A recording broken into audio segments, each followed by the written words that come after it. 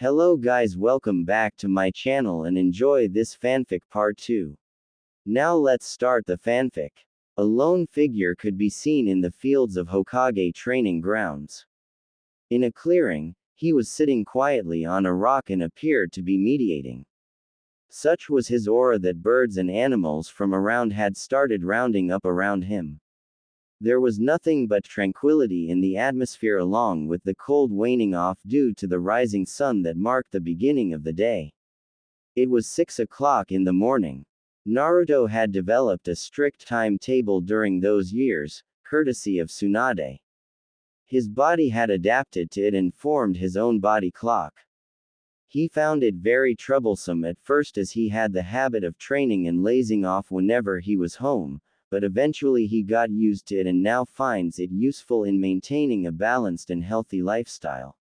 He had woken up at 5 o'clock sharp, although he did place an alarm just in case. After going through his daily routine, he readied himself up mentally and physically, after which he set off to the Hokage training grounds. These were private training grounds reserved for the Hokage alone, and no one else was allowed within, whosoever he or she might be. It was supposed to be surrounded by a barrier which was inaccessible for regular shinobi and invisible, and also blocked any vision from outside. He had been given entry access to the area for this day prior to the match so that he could scout the area and familiarize himself to the surroundings should he choose to. You know what they say, never miss any opportunity. He had put off his jacket on the sidelines and put on a dark-colored t-shirt for today. It would not only be helpful in blending with the surroundings should they enter the forest, but also would be easy to wash, if it would be left wearable by the end the match, that is. He had already double-checked and packed all the equipment he would need last night. He was pretty sure that he won't be able to defeat the Hokage even if hell broke loose, but he be damned if he didn't give his best. Time passed by quickly while he was meditating, and it wasn't long before the clock hit 10 to 7 when he sensed people coming towards him. He opened his eyes to find none other than the three who were supposed to be. Ohaya gozaimasu, Gigi. I've been waiting for you. Naruto said. Ohayou Naruto. I didn't expect you to come this early. The time decided between us was 7 o'clock, wasn't it? The Hokage said, although he half expected what Naruto's reply would be. Yes, but I managed to check the area before the match to expect what I'm getting into. And I must say, your training grounds are very clean and well maintained compared to the ones for the public. You can literally see garbage dumps forming there in various places if you look carefully, he said. Being a Hokage has its perks, he said with a slight smile, but changed his face to neutral, but it is also a bad sign that those open for the public are not being taken care of properly. I will do something about it. But that's for later, we have something else to do right now. Naruto understood the hint and grinned. He backed away to his original position a little away from the rock. It was a nice place to sit, didn't wanna destroy it. He looked around to see that the other two females had already taken seats at the branch of a nearby tree. Watching him look at them, they simply waved at him, following with a thumbs up for good luck. He needed it, badly, for nothing but luck could save him from his opponent should he get even a little bit serious. The Hokage was still wearing his white robes, which confused Naruto a little. Why does he still have those clothes on? Doesn't he need them in his office? They'd be dirty by the end of this fight, unless, damn it. He thinks that I won't even be able to touch him. You sure are getting, Gigi. I have to get that thought out of him one way or the other. I may not be around his level, but still I'm no pushover, he thought. The Hokage was observant of his expression. Come on, Naruto. You have been training for quite some time now. Show me what you've got, how much skilled you've become, Hokage thought. Ready for it, Naruto? The Hokage asked. I couldn't be more ready ever than now, Naruto said. It's time. When this pebble hits the ground, The match will begin, he said as he flinged a pebble vertically high up in the air. The match wasn't official or anything, so they didn't need a referee. The rules are, there are no rules. A one-on-one match, anything and everything that you can put to use is allowed. I wish you good luck, said the Hokage. Naruto observed that the Hokage had at least got rid of the tobacco pipe that he always kept stuck in his mouth. He wasn't just considering it a leisurely stroll, after all. You better watch out, Gigi. You just might get surprised today, he said as the pebble hit the ground. He immediately smashed a few smoke bombs around the area which covered both of them. You blocked the advantage of sight, huh? But what will you do now? Surely not flee this early. There must be some other plan he's got, thought the Hokage. The Hokage first thought to leave the smoke by jumping away. But that would defeat the purpose. He just remained there in the smoke to humor him whatever the boy was about to do. Suddenly a fist made its way to his face. He effortlessly dodged it but was surprised as to how he was found so quickly. Surely Naruto couldn't just remember where was standing and attack blindly at that location, since he had already moved inside the smoke. Naruto smirked, starting a bout of punches and kicks on the man trying to land a hit. He did surprise him, although the man was able to keep up with the boy quite easily. The Hokage ducked under a kick, grabbing a hold of his other leg and spun him around, throwing the boy away. Thinking that he got Naruto out of balance, he thought of going on the offense this time. Man, he was going to find that it won't be that easy. He tried to move from the spot again only to find a paper bomb in front of his leg this time. He jumped behind instantly only to find another paper bomb about to detonate. Looking around, he saw a circle of paper bombs at the position he was initially standing as center of the circle. Damn it, how did the kid get around me this quickly? I didn't sense him at all. Am I getting that old, or is there something I'm missing? He thought as the paper bombs were at the brink of explosion.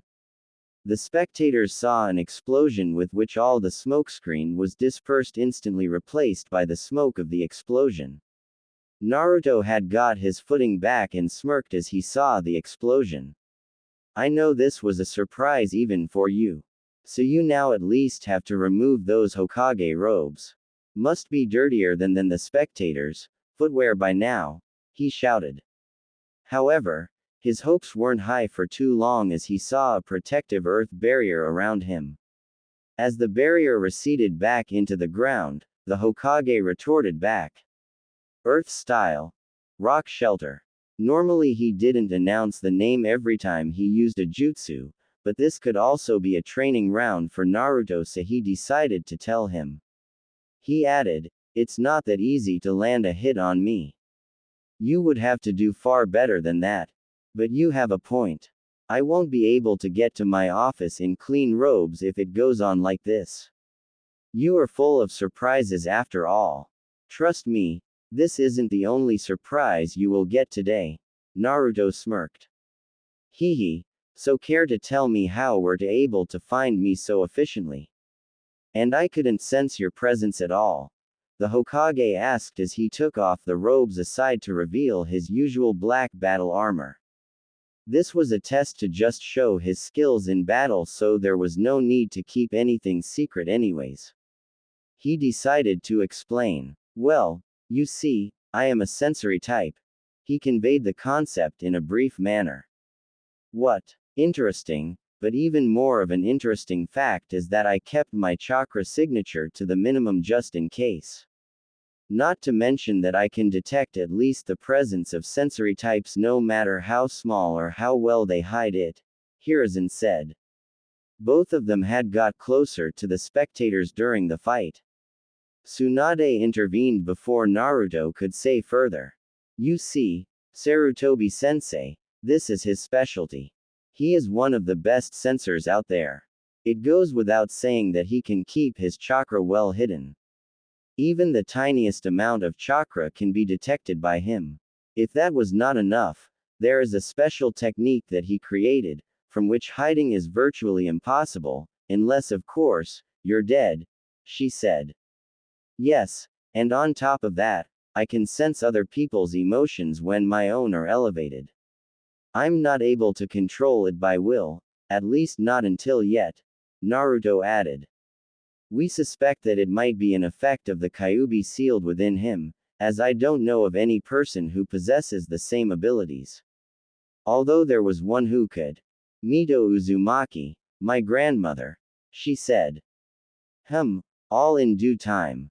We just have to have patience and keep honing our skills. Well, I was actually curious about the technique you mentioned. I would like to test it out.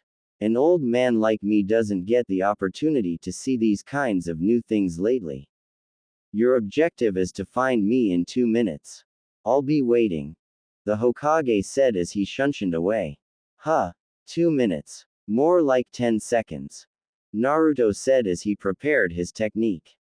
He was standing straight with eyes closed and concentrating his chakra around his feet and torso. A wave of chakra was released simultaneously into the ground as well as the atmosphere.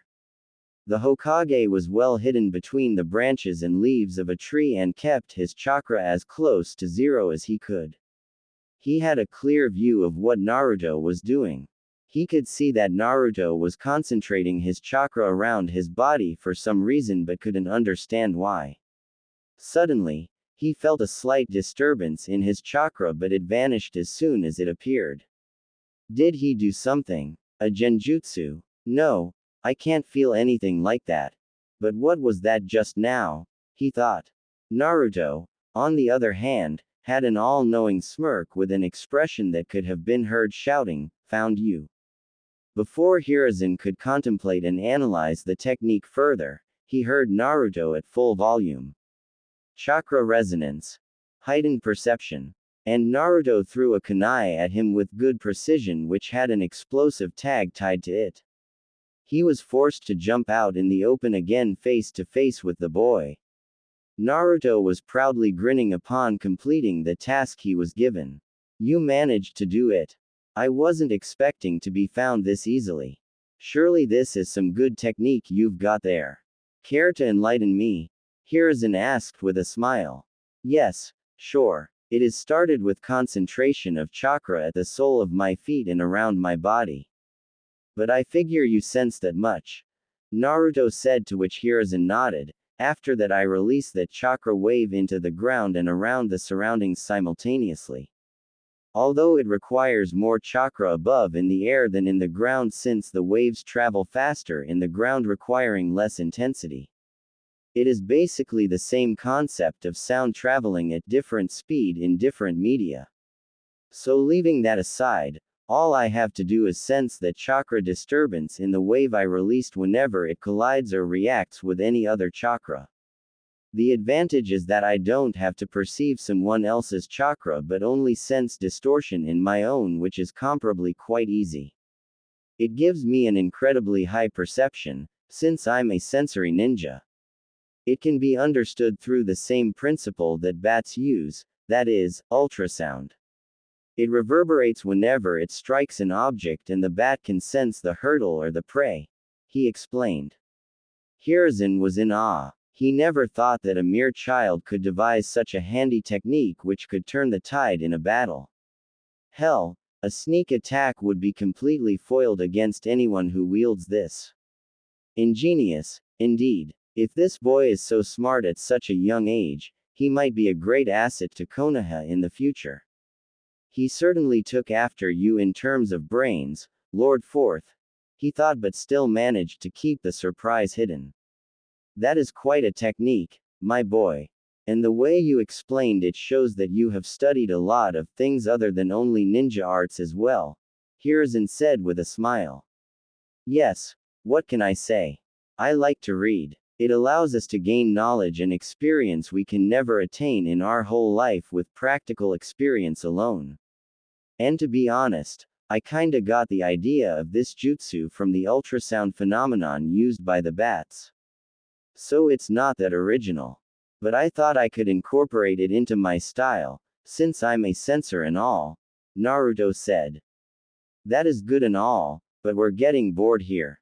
We don't have all day. Get the action back in the game, Tsunade shouted. Well, she's right. Enough talking, let's get back to where we were, Hokage said. You bet I will, Naruto said as he readied up two kunai in his hands. He dashed up to the Hokage and started attacking him repeatedly. The Hokage didn't even have to break a sweat in effortlessly dodging the attacks. Sure, he may have talent, but it's a long way of hardship to transform that into skill. He dodged a straight jab by stepping sideways and grabbed Naruto's hand, and twisted it counterclockwise, which made him release the kunai in his left. Naruto flipped sideways and brought his right hand holding another kunai from above. Before he could connect, a kick in the gut sent Naruto flying, but he flipped and gained footing quickly. Never give the enemy an opportunity to make you lose your balance. Once you're in his reach, one fatal blow would end the fight, Hiruzen explained. Naruto was annoyed that one of his weapons was so easily snatched from him. The Hokage, as if he could read his mind, provoked him further. Come on, can't fight with a single one. Want this back? Take it if you can, he said. Naruto got irritated further and charged at him.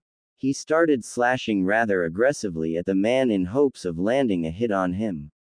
His attacks weren't following any pattern. They were just random slashes and quite easy to read. The Hokage ducked under a horizontal blow and pinned the kunai at his neck. Naruto was unable to react quickly and stood still while closing his eyes.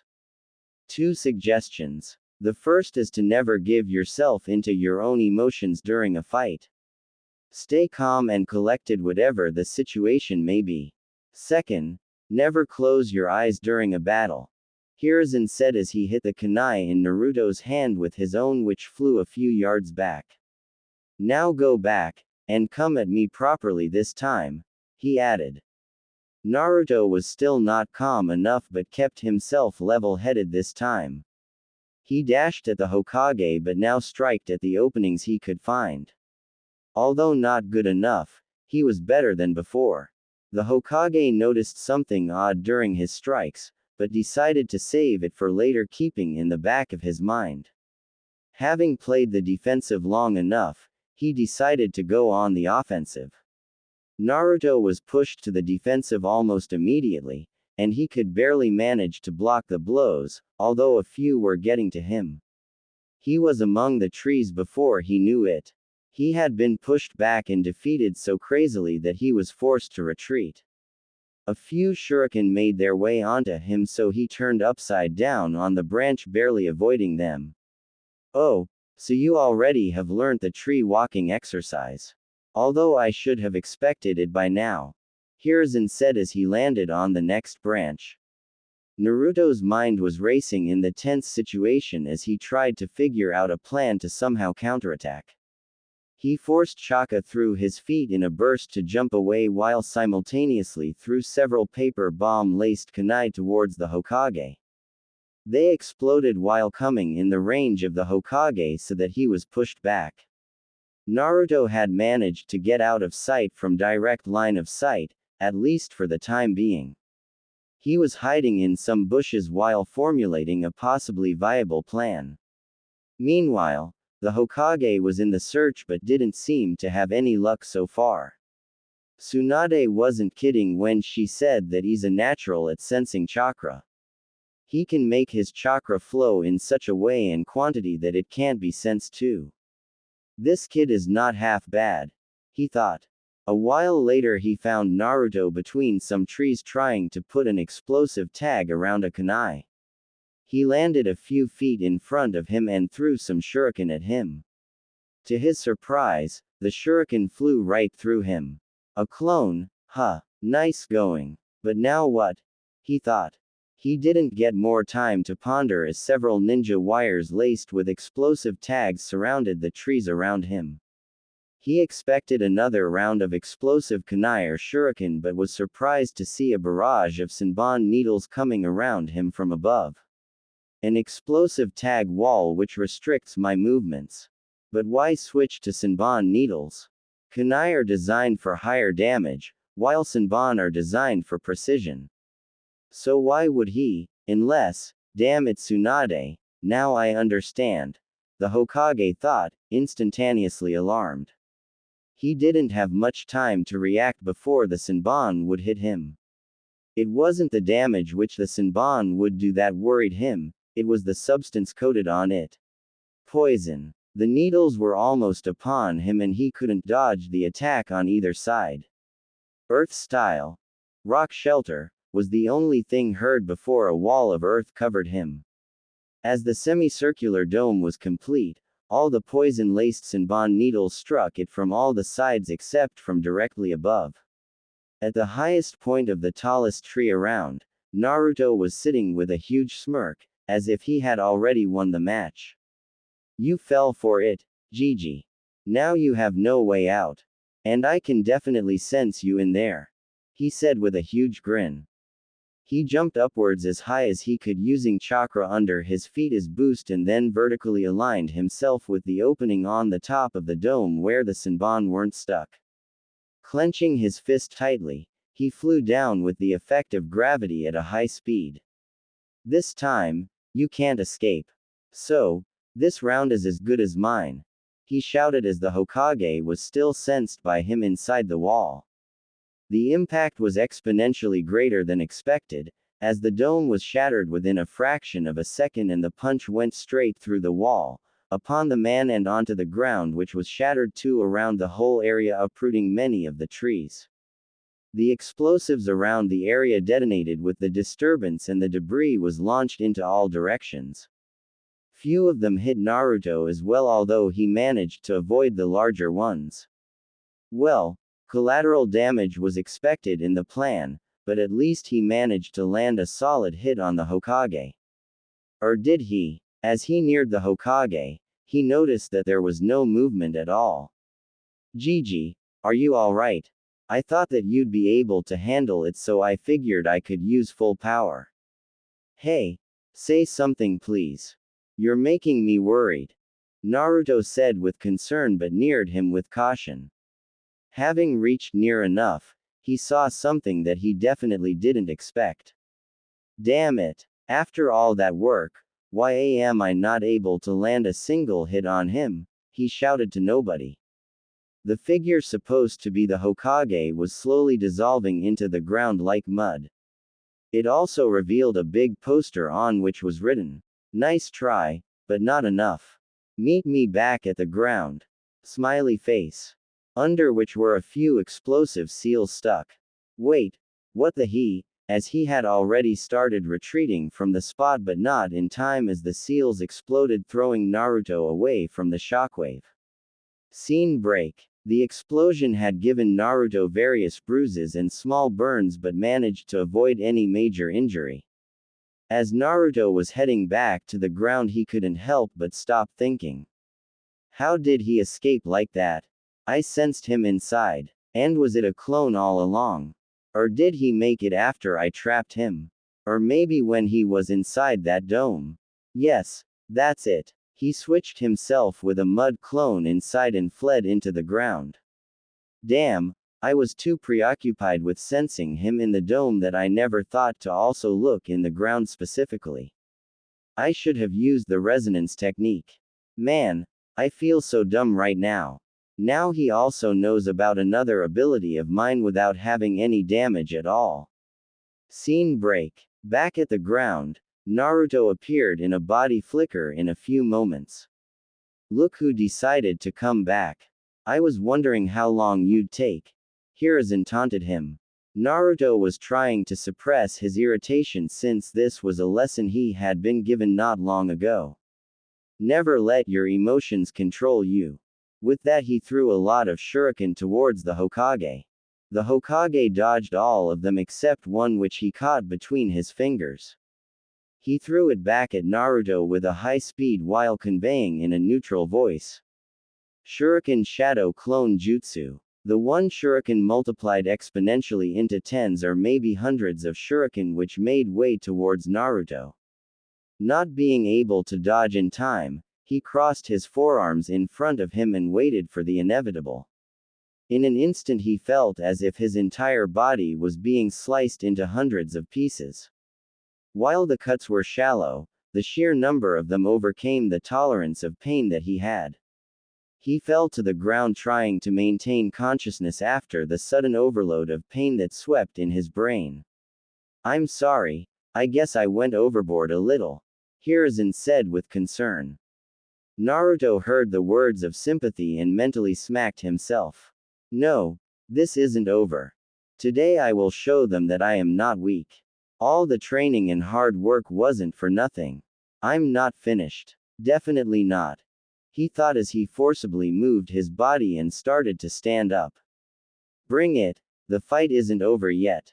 "Far from it," Naruto said as he gripped a kunai and once again charged towards the old fellow. Once down for the count but not ready to give up, huh? I like the attitude, the determination to not give up, the Hokage thought. Hiruzen weaved a few hand signs and announced the jutsu he was about to use. Earth Style. Earth Flow River. Suddenly Naruto was caught in a mudslide-like flow that erupted from nowhere in the ground. He fell into it and seemed to be washed away before he turned into a wooden log. Ah, he substituted himself. Right in time, Hiruzen thought. Naruto appeared from above and striked him with a kunai which he easily sidestepped. But Naruto kept up a constant barrage of slashes and kicks keeping the Hokage on his toes. He briskly lunged at him trying to stab him in the gut but Hiruzen turned sideways. Quickly changing the kunai in his hand into a reverse grip he tried to slash the kunai horizontally to land a hit. The Hokage grabbed his forearm with the left hand. Considering it an opportunity, Naruto flipped trying to kick him from above taking advantage of his short stature leading to a shorter and faster curve. The Hokage grabbed his foot with the right hand but was pushed down a little as it was chakra enhanced, although not very much since Naruto had used much of it in the earth-shattering punch in the forest. He brought down another leg on the right forearm pushing the Hokage in a scouted position so he couldn't use his legs to defend. Naruto grabbed the forearm of Hiruzen's left hand with which he was holding Naruto's other hand. At the moment, nobody had landed a hit on another but Naruto had a final trump card up his sleeve. On the hand with which he had grabbed the Hokage's forearm, a blue chakra appeared and suddenly Hiruzen flinched in pain releasing the grip on Naruto's other hand. With the grip gone, Naruto dropped the kunai and slitted his hand with the same blue coating across Hiruzen's own which resulted in further intensification of the pain now in the palm which was already in his forearm. With his left arm which held Naruto's leg, he swung Naruto and hit him hard on the ground. With the impact, Naruto cried out in pain and stayed there. Hiruzen backed off a bit and checked his left arm. There was no visible injury yet the pain was there. Naruto having a satisfactory smile on his face and his eyes closed said only one sentence. Finally, Chakra no Mesu, success. What didn't you teach him Tsunade? And how did he learn all that? Being able to use that means he's already quite well versed with medical ninjutsu. I've seen Chunin who aren't able to do a fraction of that. Hell, no ordinary Junin can do that either. This kid is something else indeed. Hiruzen thought. Naruto was totally exhausted, having used up much of his chakra in the last move and was too battered up to get back up again. I just hope this wasn't a damn clone again, he thought as he drifted off towards unconsciousness after hearing one final sentence from the Hokage. Alright, I guess that's enough for today. Time skip. He woke up hearing a few muffled sounds from a close distance. Did you have to go that hard in him, sensei? He's just a child. Hee. I'm sorry. Although you taught him how to use that inhuman strength of yours, so it wasn't that much of a child's play, but yeah. Guess I became too involved in the battle. It won't happen again. I'm definitely not letting you battle him again. Yesterday I wasn't sure, so I gave you the benefit of the doubt. But now I am. What if you get too involved in the battle again? Who was the one preaching about not letting your emotions get in the way, huh? Well, the loud one was Tsunade, alright. And the other one was her teacher, although the scene doesn't make one believe so. Still, nobody could retort when an angry woman was speaking in front of him. Tsunade was healing the internal injury in his hand and forearm while lecturing him at the same time.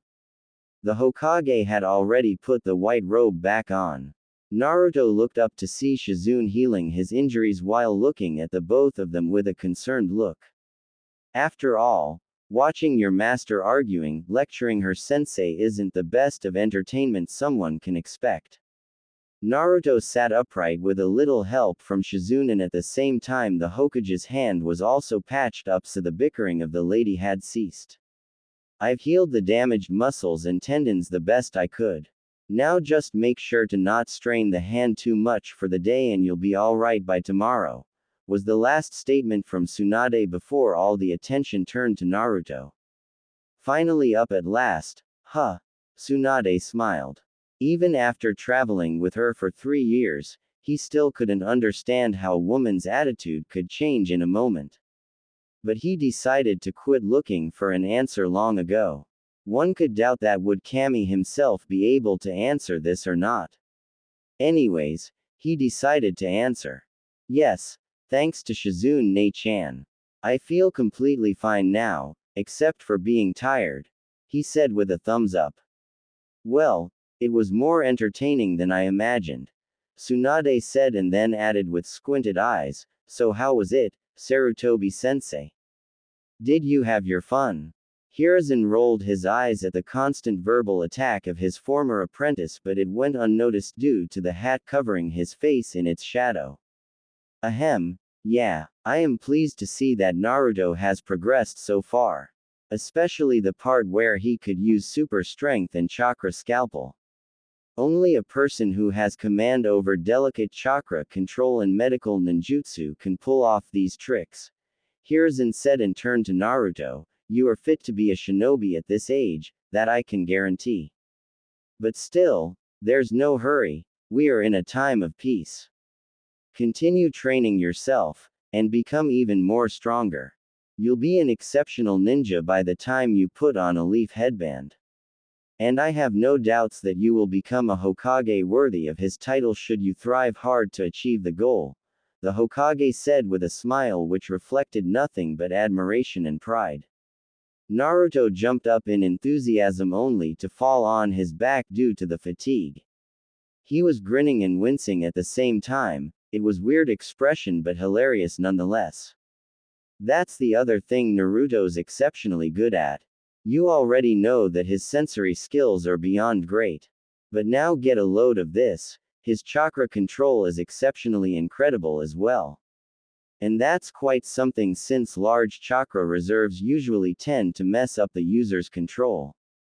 Normally people with small chakra reserves are able to control their chakra flow well. It took me a lot of time to learn medical ninjutsu thoroughly and to get where I am because of this reason, Tsunade said. After a pause, she added, but watching Naruto, I knew he could do even better than me, and quicker, with the right guidance. Flawless chakra control over a large amount of chakra is basically a gift of nature not everyone is blessed with. I trained him hard in the skills of medical ninjutsu and forced it into him as much as I could. I didn't think at first that it could be possible, but gradually he turned out to get quite skilled at it.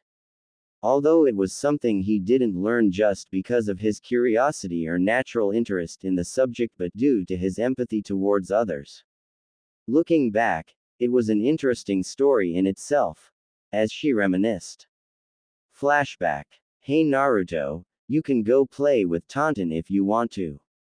But don't wander away too far and come back on time. We also have to continue your taijutsu and target practice, said Shizune in an ordering voice just like a teacher orders her students. Ah, Taijutsu is okay, but can't we do that target practice training with kunai or shuriken? They look way more cooler than those needles of yours. Naruto pouted. We'll get to that later. And just you remember that Senbon needles are much more precise on target compared to the other ranged weapons. Not to mention that being relatively small in size, you can carry more of them around in comparison to kunai, Shizune lectured. Yeah, okay. Come on Taunton, let's not waste our precious break time hearing Shizune-chan's lectures, said Naruto as he ran away holding the pet. Tsunade was sitting nearby reading another one of her books related to medicine.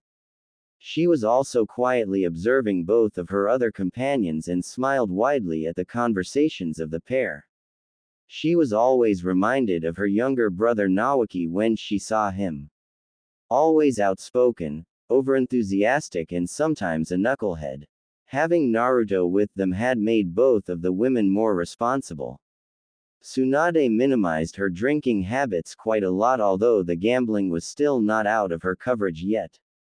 Tsunade had focused more on being a doctor and helping out people through their journey while training and taking care of Naruto.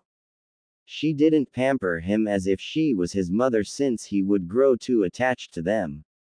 She was initially irritated on being called Ba-chan since she wasn't that age even in reality, and definitely not while she had her young appearance on, which was permanent but let it slide, not being too strict with him. The goal was to teach him the importance of social relations like friends and family in one's life. Shizune was dutiful as her assistant and helped her in whichever way she could. Although she was happy that he called her Nei-chan and not aunt or something.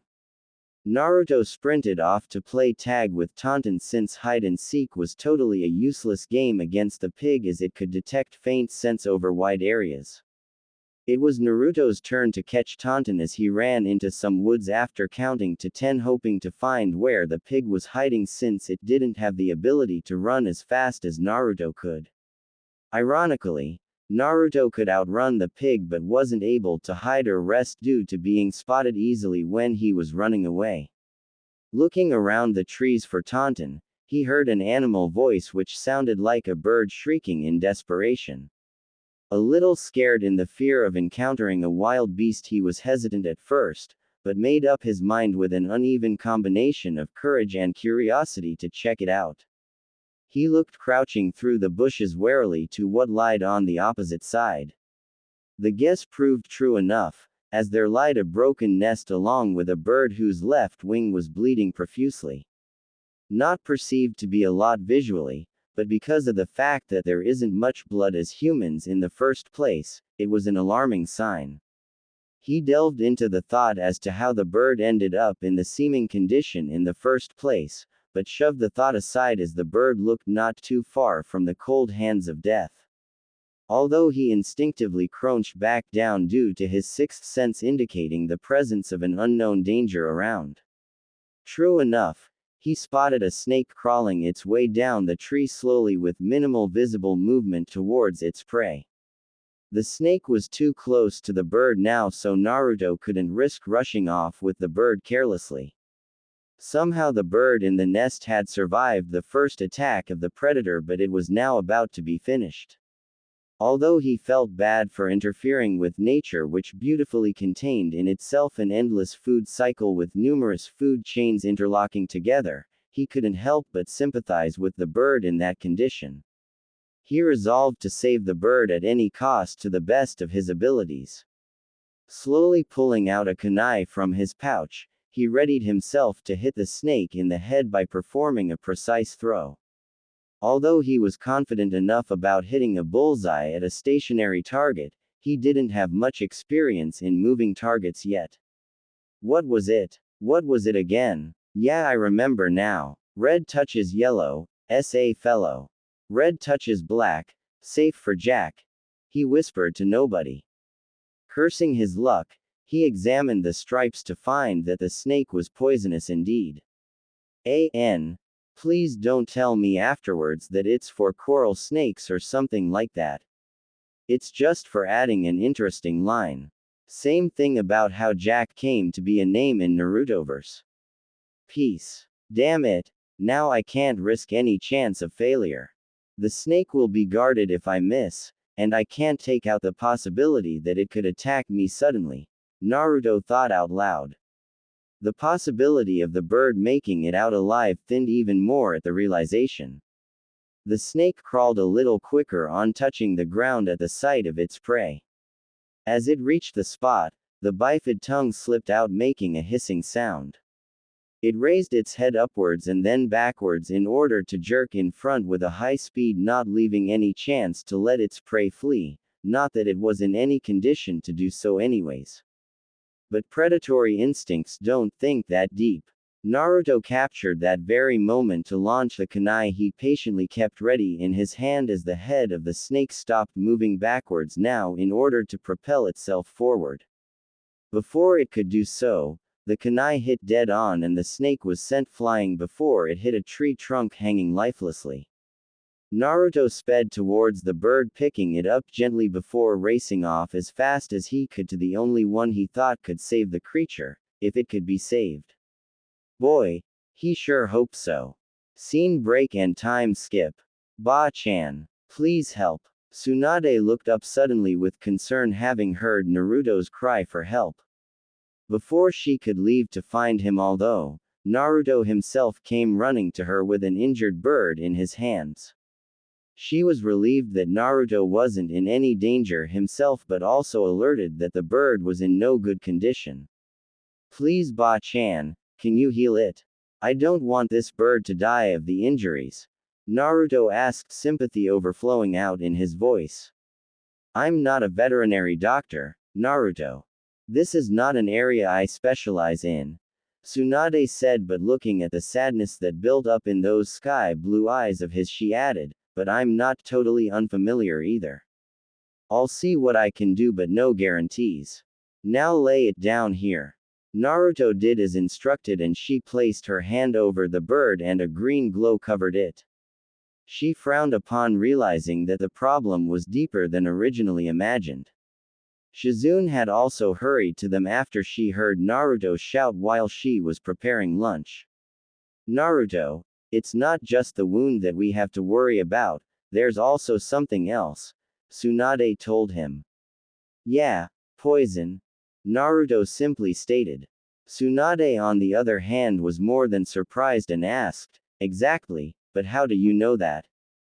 Because why'd the snake that was about to eat it, which was poisonous due to the pattern of stripes on its scales, he stated again in a matter-of-factly tone.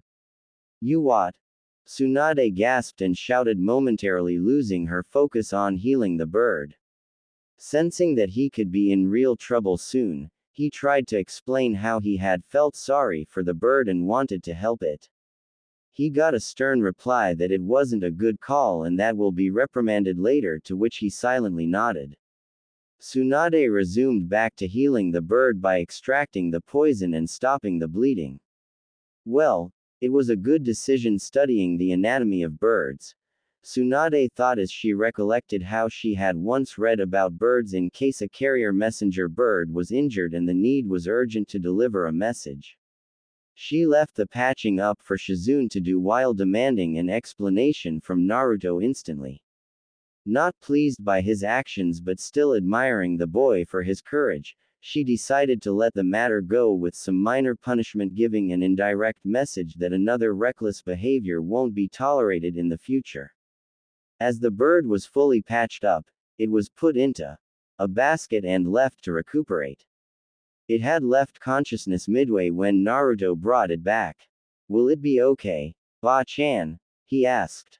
I've extracted the poison completely, so that's not something to worry about. Although, the blood loss was significant. It's up to the state of the bird's body to see whether it can survive or not, she stated, not to fill any false hopes into the child. I understand. I'll wait for the bird to heal patiently, Naruto replied calmly, although he was worried. An idea popping to his mind, he said, Hey Ba-chan, can I ask you something? Sure, go on, she replied. I also want to learn the art of medical ninjutsu. Although I did manage to the snake, it would have been for nothing if the bird had died. If similarly someone was injured, and even if I defeat the enemy in battle, what good will it be if he or she dies? Naruto said. Tsunade didn't immediately erupt into laughter at the request solely for the reason that there was complete sincerity in his words as well as in his eyes. That's exactly what I thought back then when I appealed to the Hokage to introduce medical ninjas in the team formations during the war. He's thinking in the right direction, at least. But, she thought, medical ninjutsu is not regular training, Naruto. It requires immense chakra control. It is an entirely different art which requires not only continuous training in delicate flow and control of chakra in someone else's body but also the deep knowledge and understanding of the various processes of the human body. A child your age isn't expected to learn all that anyways. Better to keep up your training for now, Tsunade explained. But I can do it. Please give me a chance. I'll do anything to prove it, he asked with a slight desperation.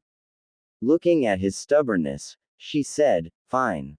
We'll go with the tree climbing exercise. But Lady Tsunade, isn't it too early to do that? He recently learned how to infuse chakra, but we've never tested it before. Going directly to that won't end up doing any good for him, I suppose, Shizune said with concern, as she had expected Tsunade to downright reject his request. That is exactly the point. Words don't seem to pass through his thick skull, hopefully the lesson does. Also hopefully the wounds don't, she told Shizune as she eyed the boy. One more thing, you have 1 hour to do it, Tsunade added. That's impossible. It would take at least a few days even if he could possibly do that all. Please reconsider, my lady, Shizune said. I know, but we don't have decades to teach him. If he can't keep up with the pace, might as well forget it. Let's go, we'll start after lunch, Tsunade scoffed. Shizune was against the idea but knew that her master had a fair point. It takes a lot of effort to learn the techniques, not to mention the hardcore study one has to do to grasp the functioning of the complex mysteries of the human body. Naruto was silently listening to the conversation, but on the inside he had only one thing in mind: the task given to him in order to prove that he was able and willing to work hard. Naruto simply walked to a tree and focused on getting his chakra gathered up in his feet. He had asked sometime before about how Shizune walked up a tree without falling off like that to get some special leaves for a medicine. He had asked her to teach that to him, but she shrugged it off, telling him he had lots of things to learn before coming to that. Naruto pouted but did not press the matter further, as Shizune could complain his disobedience to Tsunade, and that woman was someone nobody wanted to tick off. He put his right leg, keeping it straight on the trunk, and focused the proper amount of chakra it would take to pull his whole body weight attached to the tree. Once achieved, he lifted the second leg and divided the amount of chakra between both his legs as the second one hit the trunk. Once again diverting the flow to one leg, this time the left one, he took a step carefully. Carefully balancing the amount of chakra in his feet in a stepwise fashion, constantly he reached the lowest branch and lied on it to rest a little before going further. The tricky part was that if he didn't divide the chakra when on both feet, there was too much chakra and he would be pushed away. On the other hand, if when on one feet he didn't have enough chakra to stick, he'd simply lose the grip, slipping straight down. Not easy though. He thought about why both of them were making a fuss over it. A little practice and he'd get it subconsciously after that. The scenario with the spectators was entirely different. Both Tsunade and Shizune had their jaws dropped in bewilderment as they couldn't believe their eyes. How in the freaking hell is this boy able to perform the trick with such ease? Exclamation mark. This was the only thought that was currently revolving in their heads over and over again. On the other hand, up above on the tree, Naruto saw the two women who were looking like they had seen a ghost. Before going to ask what happened, he decided to complete the exercise first. Slowly and steadily, he walked up to the top of the tree, with each step being less tougher to handle than the previous one. He felt the movements slowly being etched into his muscle memory. Once he reached the top, he waved down to the ladies below. I guess Shizune was wrong after all. This is not normal, to say the least. I take my words back, he is definitely up for the job.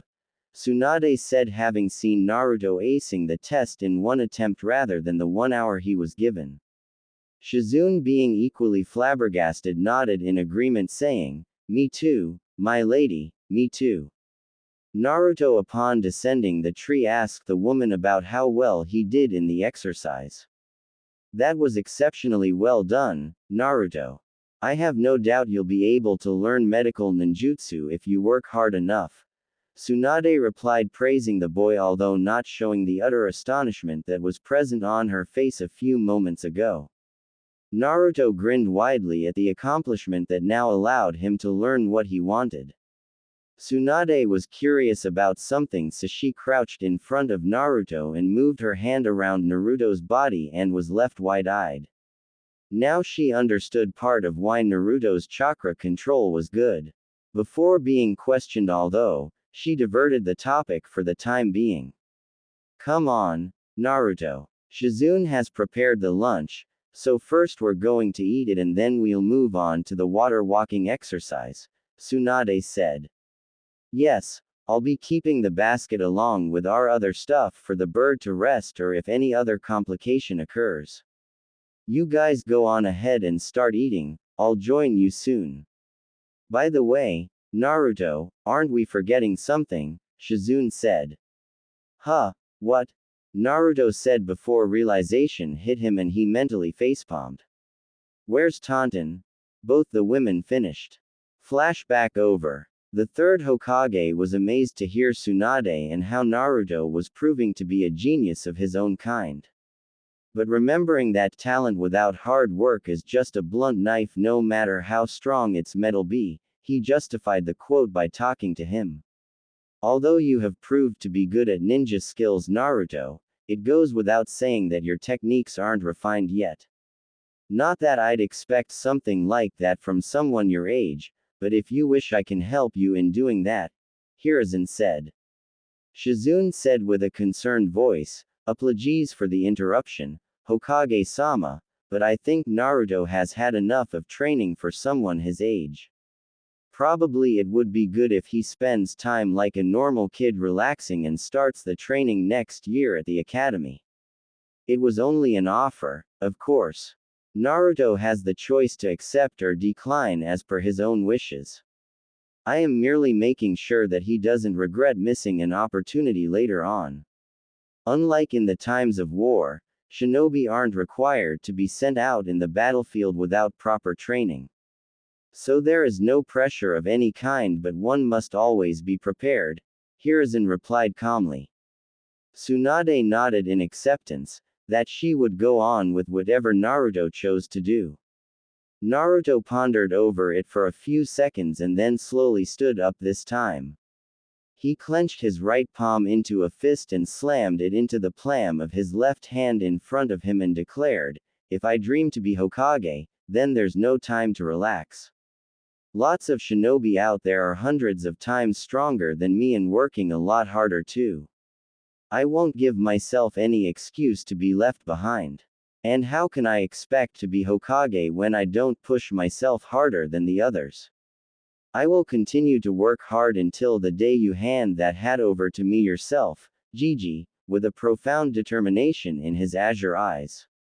The Hokage grinned contently, looking at the young boy in front of him and thought, "Looks like the will of fire burns brightly within the future of Konoha too."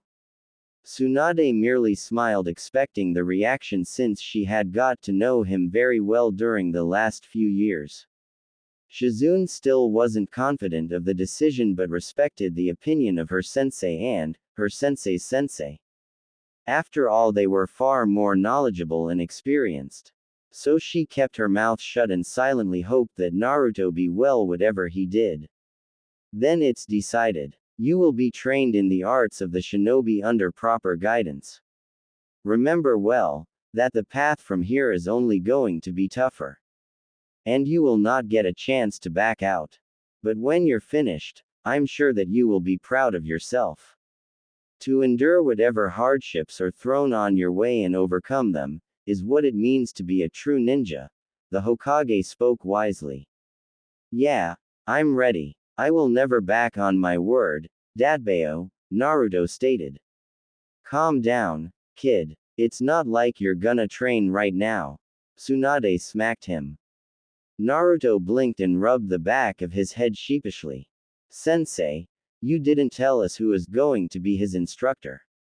I don't know many people around here who'd be willing to train him and be trusted enough to keep it confidential. Tsunade asked, although she imagined it would probably be the Anbu that had been close to the boy's father in the past. Oh, I thought that you trusted me enough to handle this, Tsunade, the Hokage said with a glint of mischief in his eyes. No, it's not that. I was just a little concerned, nothing else. I'm sure you'll find someone, Tsunade said, but stopped at the growing smirk that was being kept painfully small by the Hokage. Suddenly understanding what the Hokage meant by his statement actually and mentally scolding herself for not getting the pun, she said half shocked, "You don't mean to say." Hiruzen started laughing knowing that Tsunade had understood and said, "You're right. I will be training him from now on until he is admitted in the academy." Shizune as usual was the most shocked and said, "But Lord Hokage, why would you personally go to such lengths? And not to mention, how will you have time to train him? Why not assign him an instructor?" Tsunade didn't say anything after Shizune's question but was actually curious herself. The truth is, I feel I have failed one of my students. And that I want to have one more chance of correcting my mistake, but I can't. The least I can do to lessen the burden on my heart is to not regret having lost one of the best opportunities I have got. Until yesterday, I didn't plan to test you myself. And I won't be honest if I didn't say that I haven't had any prior plan on making you my student. You will be able to grow up into a fine young shinobi that I already told you. I just want to contribute my part, he said as he gave a weak smile. Tsunade knew who he was talking about and thought of telling him that it wasn't his fault in the least, but decided to not engage deep into that particular topic. Great. Lessons from the Hokage himself, Naruto said as he grinned. Although don't think it'll go easy. I was far from my actual power fighting you today, Hiruzen added. Naruto nodded nonchalantly, still lost in his own happiness. Okay. So it's decided. I'll be training him and improving his skills from now on until academy begins. We'll start in these very grounds 7 days from now, since I'll also have to make adjustments in office routine, not to mention filtering some paperwork. I'll tell you the rest of the schedule when we meet here next. Also, I'll have you arrange a pass so that you can cross this barrier without permission every time. Although I suggest that you train somewhere else when you're alone, since someone else being here without myself is bound to arise unwanted suspicion, which is the last thing we need. It also goes without saying that you won't tell anyone about this training.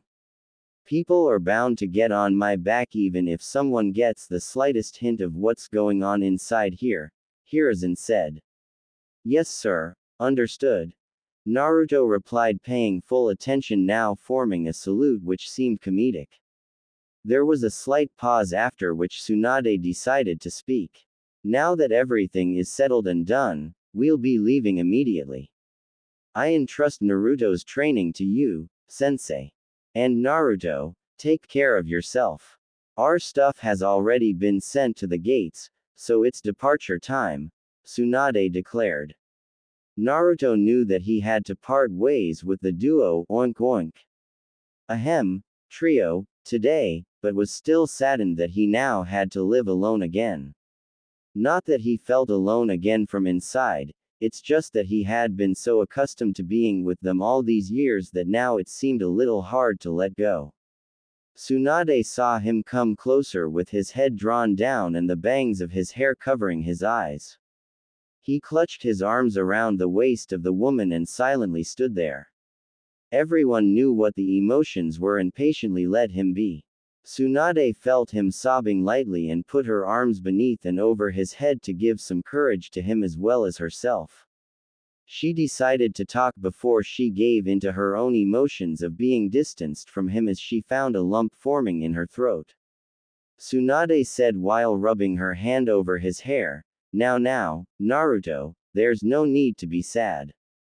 We're just going on another journey as usual. I also have my responsibilities as a doctor, right? In the meantime, I know that you will keep working hard. Don't overexert yourself though. Health is of the utmost importance. So take your rest and recuperation as a part of training too. Spend your money wisely. If you have any kind of problems, tell them to Hokage-sama, and keep in touch with me or I'll come here just to smack you for that. As she chuckled. She was a little sad as he let go of her, but when she saw his face with a bright smile, all the worry went away. I'm sorry. I understand. I'll make sure to keep in touch. I'm confident that the next time I see you, I'll be much stronger, just you watch. And take care of yourself too. I'll miss you very much, he said. He then walked to the other two and hugged them tightly with a happy face and told them that he'll be fine, so no need to worry. Shizune and Tauntaun were also happy now, and with that they took their leave and said goodbyes. Naruto left for his home after that and the others headed to the village gates. Scene break and time skip.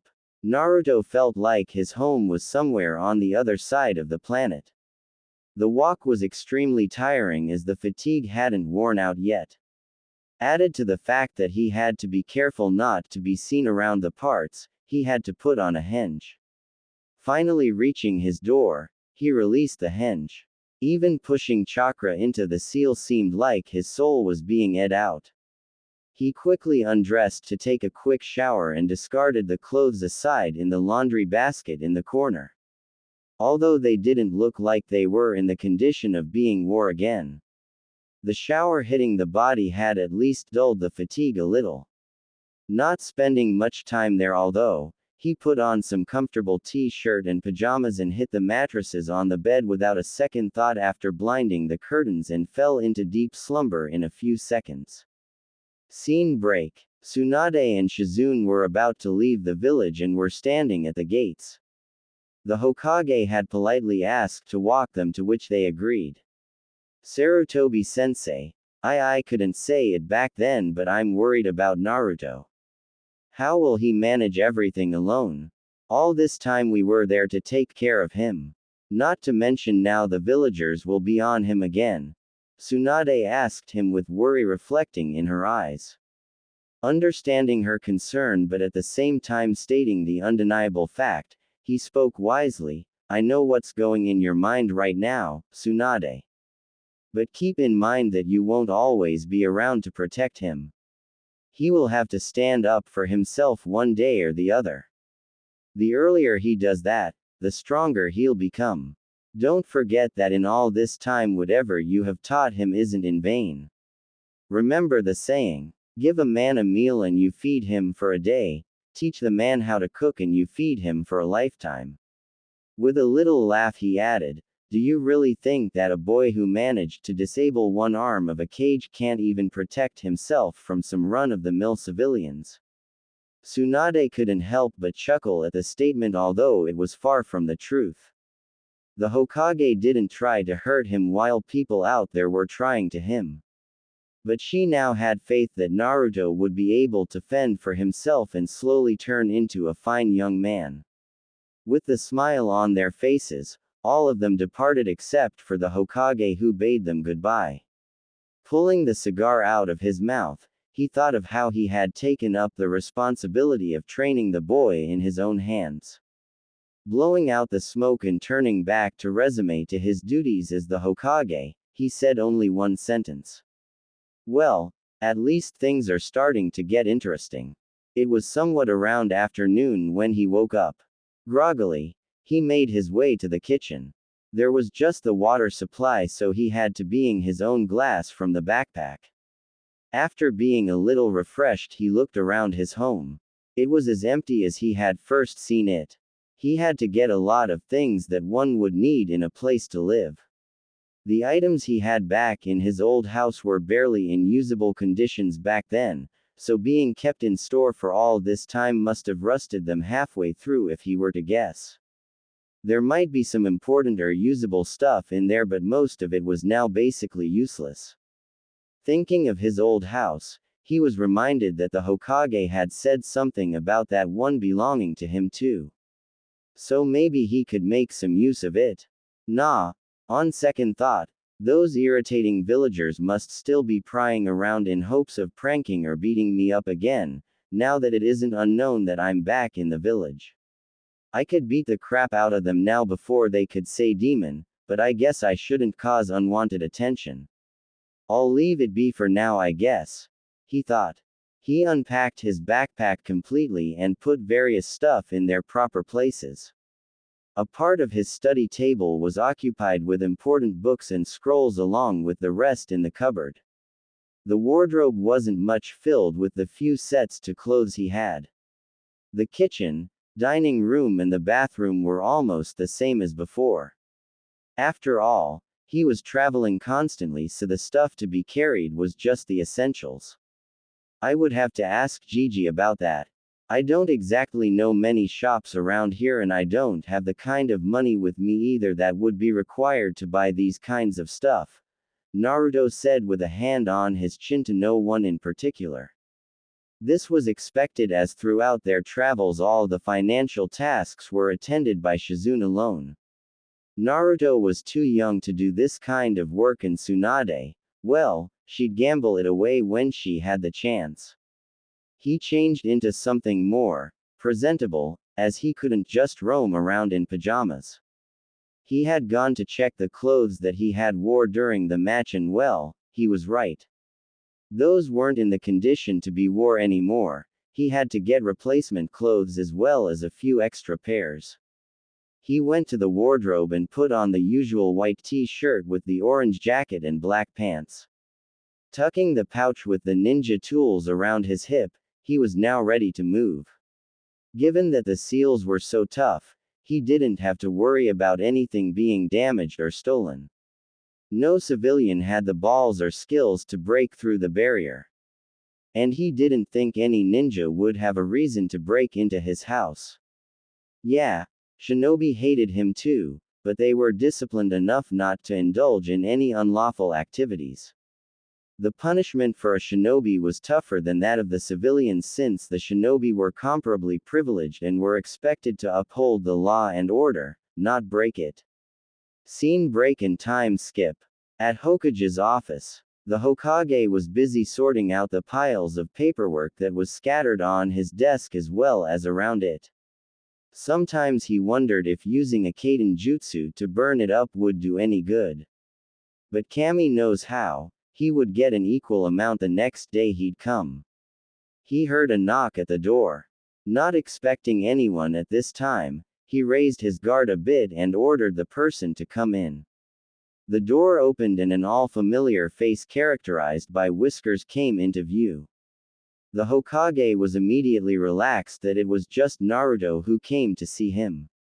I'm sorry, I hope I'm not disturbing you, the boy meekly said with a smile on his face. He had already sensed the presence of Anbu bodyguards around. 2 behind the bookshelf, 1 in the attic, and 1 under the couch. How weird, he thought. Oh, don't worry about it. You can come at midnight in my home and still find me surrounded by these things while I'm busy dreaming of finally finishing all this paperwork, the Hokage said, half laughing and the other half with frustration. Naruto tried to fake laugh, having little idea what the statement referred to. Anyways, why are you here? Is it about something important? Hokage said, sensing his obliviousness. No, nothing that important. I just had to ask about a few general issues. Naruto said, clarifying that there was no necessary or urgent issue for which the Anbu had to be sent away and privacy seals to be activated. The Hokage nodded in acceptance and waited for his further queries. You see, I recently shifted into the new home, as you already know. And I have to buy a few things that would be needed since much of the old household stuff is unusable now. And as you know that, there won't be any time for these things after this week, so I was wondering if you could send someone who would be able to help me get all the things or maybe send them over. Naruto said, carefully not to reveal any sensitive information about the upcoming training. The Hokage, understanding his point, nodded his head in acknowledgement. But contrary to what Naruto had requested, he said, Naruto, why do you think I left out all that for you and not have it completely done beforehand? It was because I wanted you to be self-reliant from now on. I will not be sending anyone to select your needs and wishes. He knew that Naruto would have been dependent on the other two during his travels. But now that he's back in the village, he should be able to make minor decisions and handle his own. Oh, okay, I guess. So what should I do then? I don't have any money right now, nor do I know many shops like that around here. Not to mention that I'll be needing someone to shift the things inside, and I don't think anybody would be willing to do that for me. Naruto said, quoting out his problems. Okay, listen closely. First, do you have a list of what you wish to buy for your home? Hokage asked. Naruto momentarily mentally facepalmed, having forgot to write down whatever he had in mind, and moved his neck to the sides quickly in negative. So first thing you have to do is make a list of whatever you want and look out for the required shops in the market. Once done, come back here. I'll then provide you with an alternative ID for your henge, so just give a picture with the details right now to the secretary outside. That solves your problem of help you'll need from the workers or shops. Lastly, money won't be an issue since we're not going for luxury but just the basics, which will be arranged easily. I'll meet you in 3 days and then we can talk further about it. That should be enough time to cover all of the required tasks. Does that solve everything, or you still have something left? The Hokage explained. No, of course not. That would be alright. I'll make sure to do all tasks and meet you in 3 days, Naruto replied enthusiastically. He already knew that money was equally important of an asset as everything else was. So using it effectively was another skill he had to develop, even if there was enough to spare at a particular time. Hiruzen pulled out an envelope and handed it to Naruto. Whatever essential items you may need for the next few days would be easily covered with this amount. Anyways, you won't find it that easy to make out a list. These kinds of things are suited to women, it's like they have a knack for it since they are born. Huh? Naruto tilted his head in confusion. Never mind. If that's all, you may leave, Hokage said with a sigh. Yes, and good luck with whatever you were doing, Naruto said as he ran away. Hiruzen looked at the piles of paperwork around the desk and swore that he had completed half of it before Naruto came. He exclaimed to nobody, how the hell these things just grow in size automatically. Only a few suppressed Anbu snickers could be heard. Scene break and time skip. Naruto was walking around in his home with a pen and a notepad in his hands. He was beginning to feel a little frustrated since many things didn't come to mind at once when generally looking for them. He was roaming around room to room looking for anything that was required so he won't have to make trips to the market every now and then. But everything looked so empty, there wasn't anything that came to mind to fill that much. He remembered the Hokage telling that it was better done by a girl or something like that. But he wasn't having anyone help anytime soon. Should have asked Shizune-chan while she was in the village. It would have been a piece of cake. Thinking, he was about to scream mentally. I guess I'll just write them up as I feel the need to use anything and it's unavailable. he said not so confidently since there were a lot of things which might not be needed in 2 or 3 days. Exasperated, he threw the notepad on the bed and thought about going out for some fresh air which might get his mind working again. The balcony wasn't enough space and he didn't want to sit idle anyways. So he went out to explore the village further. Scene break and time skip. Naruto was walking away from the crowded places to the outskirts of the village. He could see a few of the clan compounds as he trod away from the main district. The area was comparatively far more calm. Now he knew why these compounds were built away from those markets. He continued on towards the training fields. There weren't a whole lot of people around, so he walked without any hesitation, avoiding them.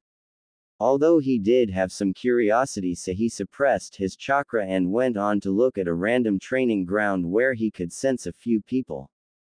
Hiding in a tree, he saw 3 young ninjas fighting against some silver-haired Junin. By looking at the dark green vest he was wearing and the high level of chakra he sensed from him. Deducing from that, those must be students training under him. He had no idea why, but the Junin seemed vaguely familiar. Although, the look was far from what he thought of training, since all the Junin was doing was to kick them around with his hands in his pockets. But he also saw why the students were unable to connect a hit. Those idiots. If they are all against a single one, why not coordinate their attacks rather than attack blindly? He's no pushover if he's a Junin, and yet none seem to even see eye to eye with each other, Naruto contemplated. Anyways, it wasn't his place to judge. He had other things to take care of. The Junin was more than enough for a teacher if the students listened to him. With these thoughts, he backed off and jumped on the other side to look around further and left.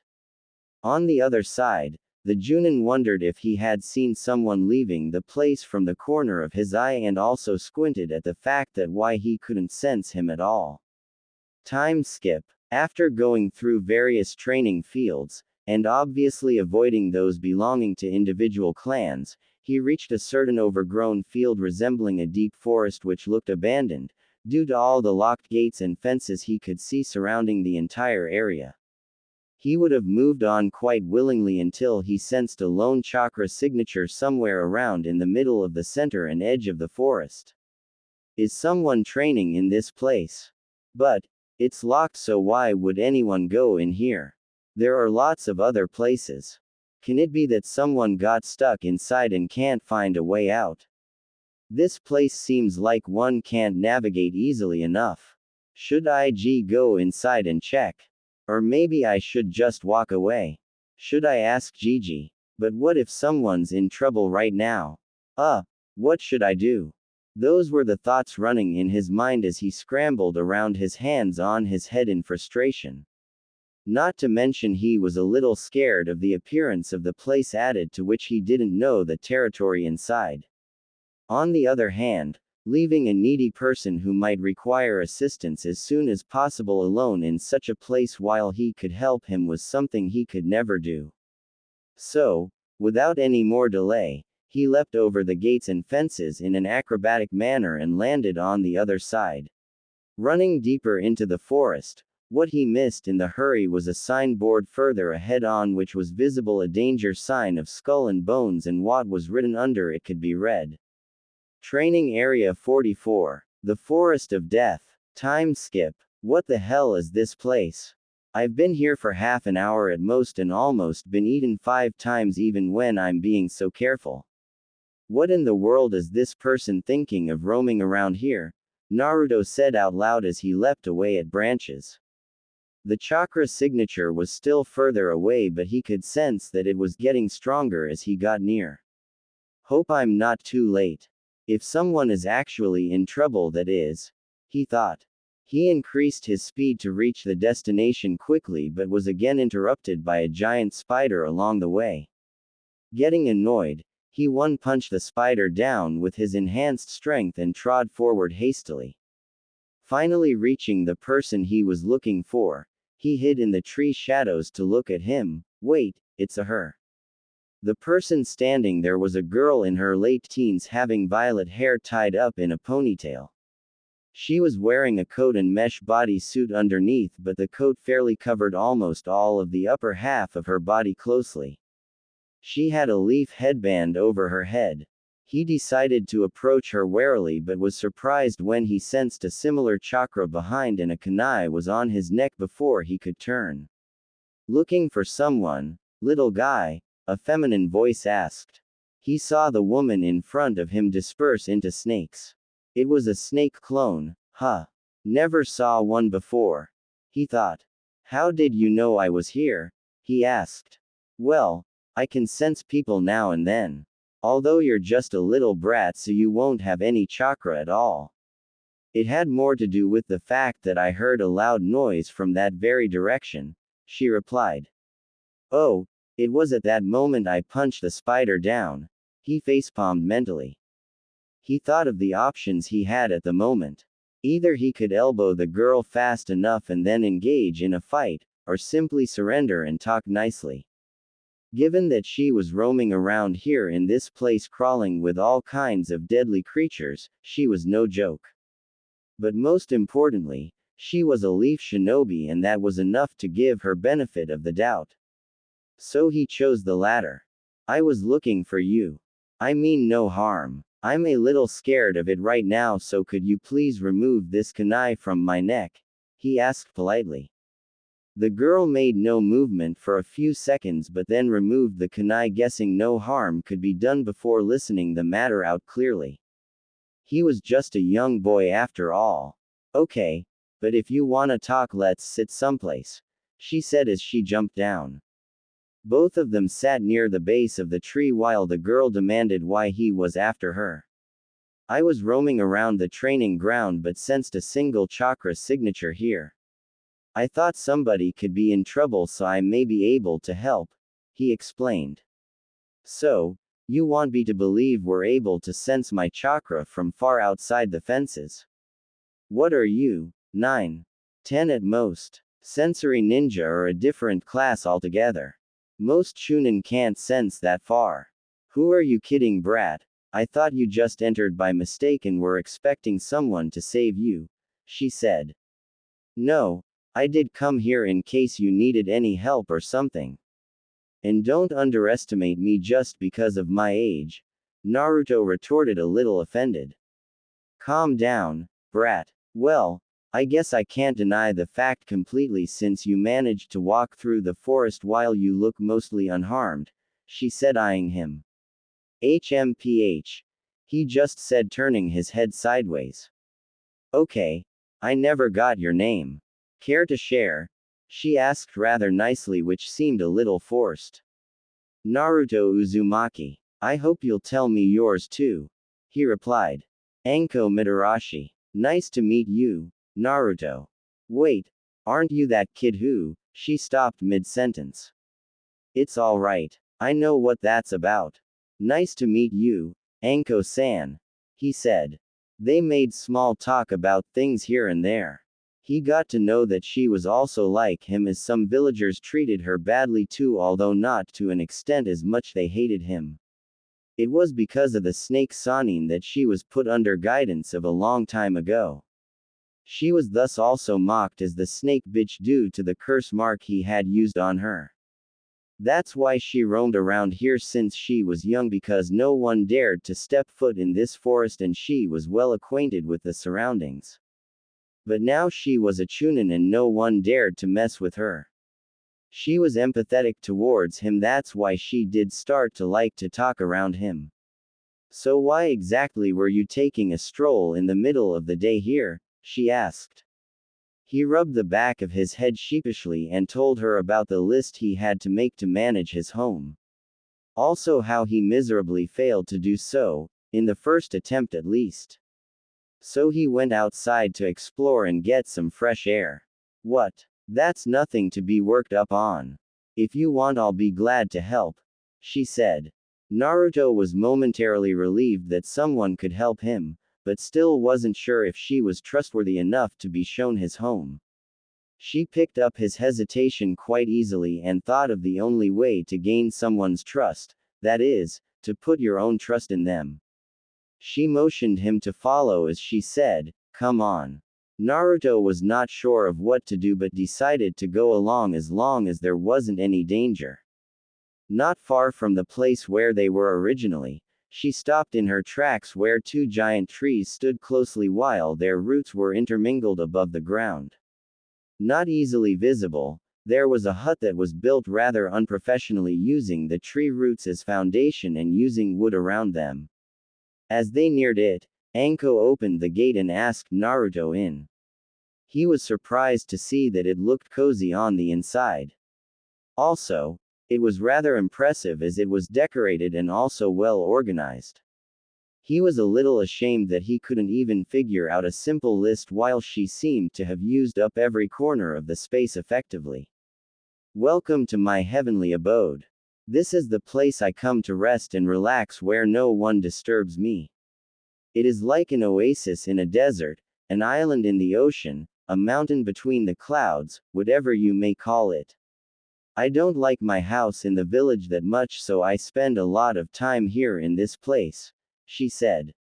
Wow, this is awesome. Can I come here sometime again? He asked. Sure, but only when I'm around. I don't anyone sneaking around my house even if it's you. And you told me you can sense people, right? So make sure no one follows you. You can count the number of people on fingers of one hand who know about this place including you, so be extra careful, she said. He nodded readily. This house, unlike his own, had no security seals involved. It was probably because this forest itself was far more dangerous than any seal. A civilian would be eaten within 5 minutes of entering this area, if he's lucky enough.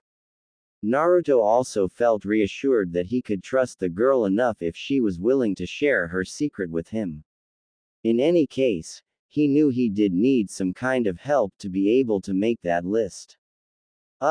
Anko-san, would you be able to help me out a little? He asked. Anko smirked, having found something interesting to do on a rather monotonous, uneventful day. Scene break and time skip.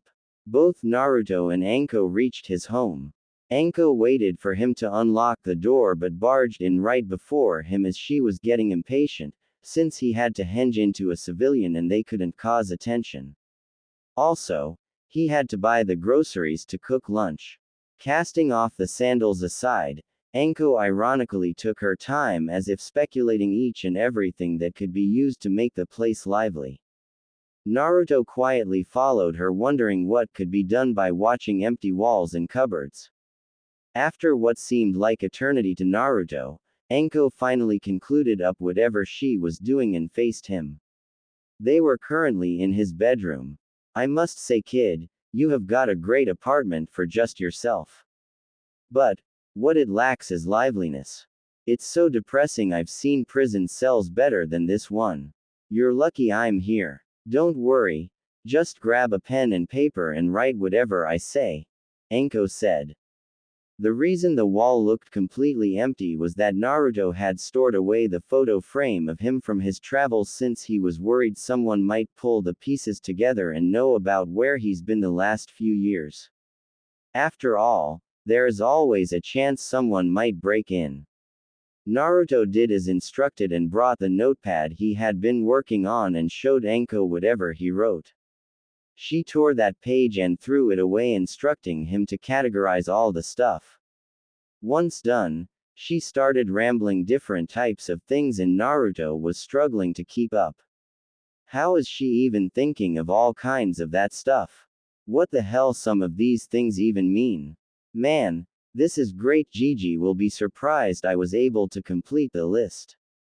And the talk about women knowing about this stuff, definitely correct, he thought. He couldn't believe how she quoted up the exact number and description of whatever could be needed. By the time she ended, half the notepad was filled and his hand was aching. Anko had a satisfactory smile knowing she didn't leave anything out.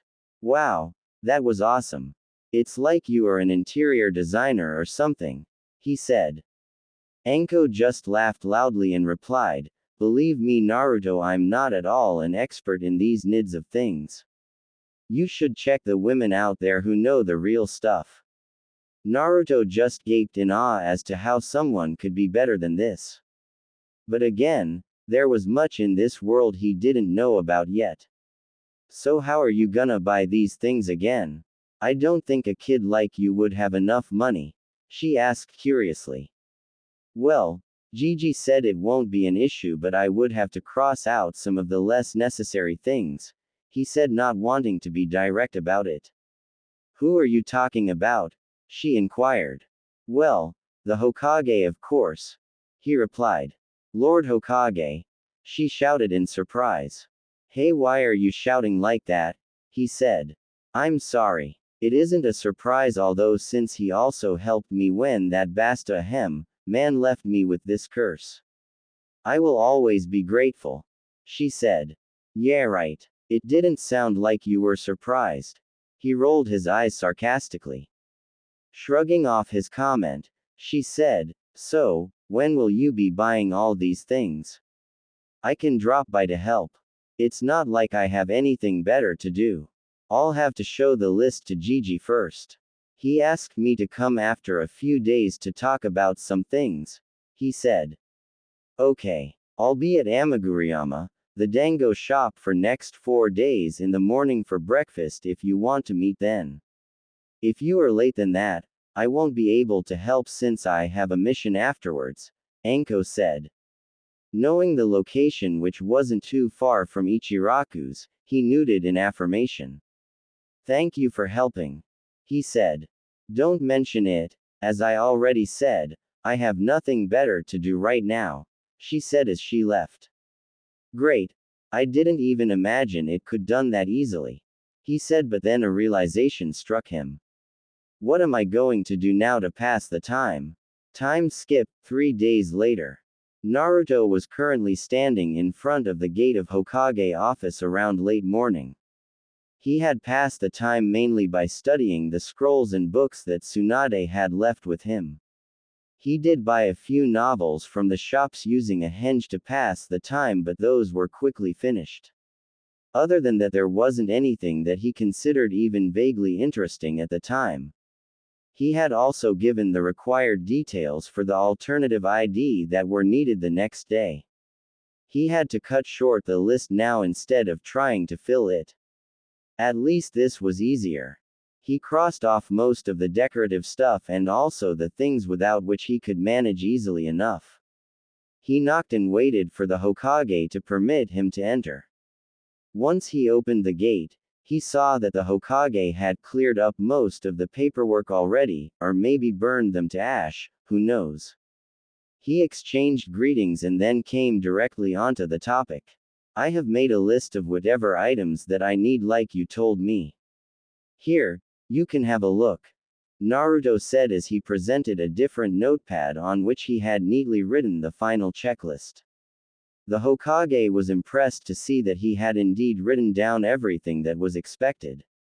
Good. But I can't believe you did this all by yourself, Hokage said. Actually, I didn't. I had someone help me with all this. Truth be told, I wouldn't have been able to make it even if you have me a month, he said. I didn't know you had friends around here. That's good to know. Who was this, if I may ask? Hiruzen said. Her name is Anko Mitarashi. I didn't know her until a few days ago. I kind of ran into her in the training grounds when I was taking a stroll, Naruto said. Oh, so you've already befriended Anko. I suppose that it's good you had help. Although it defeats the purpose that you do it by yourself. Well, at least you tried, the Hokage said. Naruto just gave an uncomfortable laugh. Now, first take this. The alternative ID AN, glorified name of fake ID, which you needed has been prepared, Hokage said, giving him a laminated card. Naruto accepted it and carefully tucked it in his pocket. I have cleared up my schedule for today so we can head out anytime now. Come on, the Hokage said. Wait, but where are we going? I just needed some money so I could buy all the items I need, Naruto asked. Just come along, would you? I will explain it to you once we reach there. Hiruzen said as he walked out followed by Naruto. Scene break and time skip. Naruto was looking up at a huge building with the title saying Reserve Bank of Konoha on a beautifully designed leaf-shaped board. The building was the head office of the bank, which also had other smaller offices throughout the village. This was the only bank through which all the transactions occurred, since allowing multiple banks would increase the chance of bypassing transparency of the financial inflow and outflow of the capital through the village. Although the use of cash could still be another way for the shady businesses, it did prevent exchange of larger amounts of money without increasing the chances of getting caught. The building was quite flashy compared to the simple design of the Hokage office, since that place represented a symbol of power while this one represented the flourishing and luxury that the village had. It was also partly due to the fact that important persons from all over the Land of Fire also used the services of this bank, finding it to be more safer and trustworthy. As a result, it was also highly guarded and secure, since attempt at a sabotage to this place could also deal a heavy blow to the village. Naruto just stood there admiring the building, since he never came here before now, as there was never a need. He also now understood why the Hokage brought him here. Come on, we don't want to spend the whole day here, the Hokage said. Wait a minute. You forgot to take out some money, so you dragged me all the way here. Why not just call me at a later time? Or maybe send someone else to fetch it? You're Anbu. Literally anybody else. Naruto accused. It isn't what you think. Just follow me and halt your questions for a while, he said, ignoring the questions as he entered the building through the glass doors followed by Naruto. They were promptly greeted at the reception and escorted to an office on the topmost level of the building. To Naruto it seemed like a royal corridor belonging to a luxury hotel at the time they were being led to a specific office. The end came at a wooden gate which was itself a piece of art, and on which was a metal plate which told them that it was the office of the highest ranking official in the whole bank, reading President. The escort knocked on the door and with permission invited the guests inside. He left as soon as all of the people were inside the room. The room was no less sumptuous than the outside, if not more. It extended on the right side of the door, having a single window on the front covered by curtains. A wooden bookcase stood behind the table and chair on which the man was seated. The man stood from his chair and greeted the Hokage properly. Hokage-sama, it is an honor for us to have your presence here. Why bother coming all the way here? Although you could have just sent a word and I'd come to your office, the man said. Oh, there's no need for that. I've come here for some personal business. And sitting around all the time won't do any good to the stiff joints this old body has, the Hokage replied politely. Naruto was observing the man as he spoke to the Hokage. He looked a little younger than the Hokage, but still was an old man with gray hair. He had wore a traditional outfit compared to most of the other staff working at the bank. It was probably due to the generation gap, and he still preferred conventional garments. His posture was straight yet respectful while talking to the Hokage. And who else do I have the pleasure to make acquaintance with today? He said, looking at Naruto. Ahaya gozaimasu, Oji-san. My name is Naruto. Naruto said respectfully. Ahaya, Naruto-san. It's nice to meet you. Please, both you have a seat, he said. Once they were seated, the man sent for someone to bring them tea. This is an old friend of mine, Reizo. He's been running this bank for a lot of years, and I don't know anyone who is half as able to manage things smoothly as he can. He always has been an expert at finance and economics, the Hokage said while facing Naruto. You humble me, Hokage-sama. I've just been trying to do my best at the responsibility I've been given, nothing else, Reizo said with a smile. I'm not going to take much of your time, so let's get to the work I'm here for, Hiruzen said. Of course, how can I help you today? Reizo said with a business-like expression. The Hokage pulled out a scroll and put it in front of the man on the table. The details of an account in this boy's name under my guardianship are in the scroll. It was until now a deposit-only account, but now I'd like to convert it for withdrawal as well. Also, I'd like to have a specific withdrawal limit per month started from next week, he said. Of course, that can be arranged easily. You might already know, but in case the ceiling limit is reached, we will require a document duly signed by you, the guardian, to withdraw from the rest. Is that okay with you? Reizo asked. Yes, I understand completely. It is as I wish. The Hokage said. Very well. I will need a little more documentation from both of you, but it won't take much time, Reizo said as he made a call. A woman appeared at the door who was instructed by the president to carry out the work. Naruto, I will need you to go with her for some identification details. Don't worry, she will explain everything to you, Reizo said. Naruto, who was listening quietly through the whole conversation, just looked towards the Hokage, who nodded. He then walked off, following the lady out of the room. Hokage-sama, if I may ask, isn't this the same child who I think he is? Reizo asked hesitantly. The Hokages glared at the man with stern eyes and said, yes, he is. And don't forget that he has a name too, it's Naruto. I apologize, I didn't mean it like that. I was just concerned if giving a child like him liberty, and that too to someone as Naruto, would be the right decision, not that I question your wisdom, Reizo said. You don't see him as himself yet, my friend.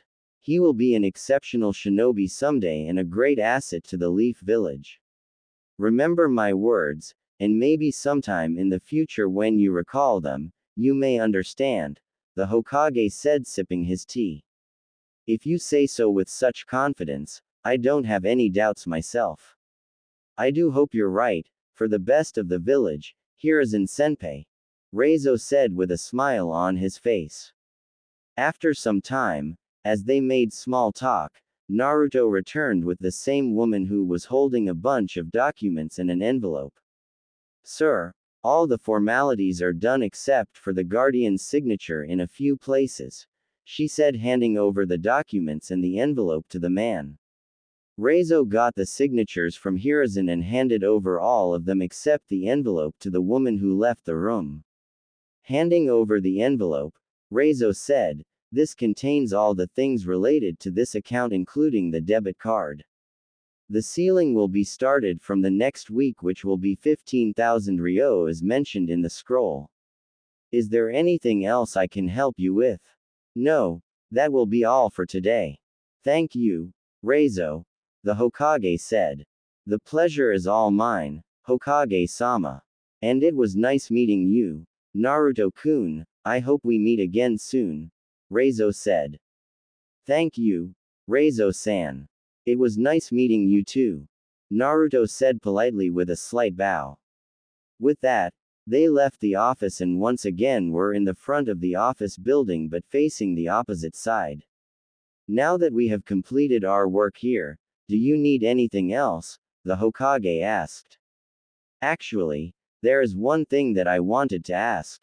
Since we are going to start training after a few days, I was wondering if you could show me a shop where I can restock up on the ninja tools, since I did use many of them in the test, Naruto said.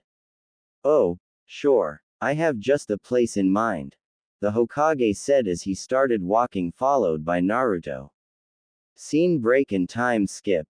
Naruto was perplexed as to why they were currently walking in a small street of a comparatively less crowded area of the village.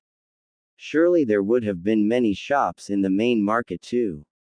But the old man must have known what he's doing, so he kept following him silently.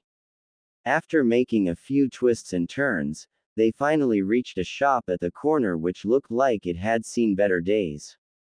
Not that it was broken or wrecked in some way, it was just completely worn out, in the lack of a better term. The shop owner hadn't spent anything on renovation of any kind from the looks of it. Although appearances can be misleading, so he entered the shop following the Hokage whose signboard read, Konoha Tools. Upon entering the shop, as usual the Hokage was greeted instantly by a relatively young man who appeared to be the shop owner. He looked like he was aged around early to mid-30s. Hokage-sama, it's a pleasure to have you here. Although you could have sent me the requirements and I would have delivered it as usual on time, he asked, which suggested that the Hokage did frequent purchases from this place. I would have, but I came here to introduce someone here. He might be one of your potential customers, the Hokage said with a little laugh. Oh, I'm sorry I didn't see you before. My name is Yuichi and I am the owner of this store. It's a pleasure to make your acquaintance. And let me say, I am reminded of someone whose hair were quite similar to yours when I look at you, little one, he said with a smile. My name is Naruto. It's nice to meet you too, Naruto said embarrassingly from the last comment at his hair. Naruto would like to make a few purchases today, the Hokage said, being a little uncomfortable diverting the topic for some reason. Yes, sir. But I usually don't sell weapons to civilians, especially children, unless they're in the ninja academy. Are you sure this is okay? Yuichi asked. Yes, he is more than capable of handling himself. I take complete responsibility if you're hesitant, the Hokage said in a tone which sounded like he was indirectly giving an order. If you say so, Hokage-sama. I have no doubts then. So what do you need? The shop owner asked Naruto. 500 kunai, 500 shuriken, and 250 senbon needles, for now. These should be more than enough. I don't know how much I'll be needing afterwards, so I'll come by later if necessary, he said. Yuichi was visibly surprised as he expected the boy to buy a few articles at most, not a few hundred, but managed to gulp the fact down when the nodded upon his look for confirmation. But again, if a customer asks something, who is he to judge? Sure. Please wait for a minute, the owner said as he went inside the shop storeroom. He returned after a minute with 3 scrolls in his hand and turned it over to Naruto saying, Here, I packed all the 3 items in different scrolls free of charge so you won't be confused and would be easier for you. Think of it as a small gift since you made such a big order in one go and at your first time here. Thank you, Yuichi-san. Here is your payment, Naruto said, giving him his debit card. Yuichi was again surprised since he thought the Hokage was going to make the payment, but accepted the card nonetheless and swiped it through the point-of-sale machine. Naruto pressed the password, having memorized it during the walk to the shop when the Hokage had explained to him how it worked. The payment was successful and the receipt was given along with the bill. Naruto, being curious, asked the man, Excuse me, Yuichi-san, but I couldn't help but notice that your shop looks like it has been quite some time after its last repair or renovation. Is there a reason for that? Yuichi just smiled at the question instead of being offended and said, Naruto-san, was it? I am fully aware of the condition our shop is in. But we don't have enough money to spare for those kinds of works. I just earn enough to have my family live a normal life. But a weapons shop like yours could earn quite a lot since this is a shinobi village and there is a need for them every time. Maybe if you relocate to a better place, Naruto trailed off. It's not that I can't, but I don't do it on purpose. You see, this shop has been here for generations and our family has been running it since then. We consider ourselves to be excellent craftsmen and thus don't work on anything half-heartedly, as we take pride in our work. To increase my production, I would have to rush out the things which ultimately would lead to deprivation of the quality of the product. Nor I can increase the prices since it would affect our customers who place their trust in our work. We might not be rich, but that is not the goal. No one ever gets any chance of complaint ever for any product, and we always receive praise and will hope to keep it that way to the best we can, Yuichi explained with a proud look. Oh, that is so awesome. But do you also know how to use them? Naruto asked. Why, yes, of course. I am a certified ninja, boy.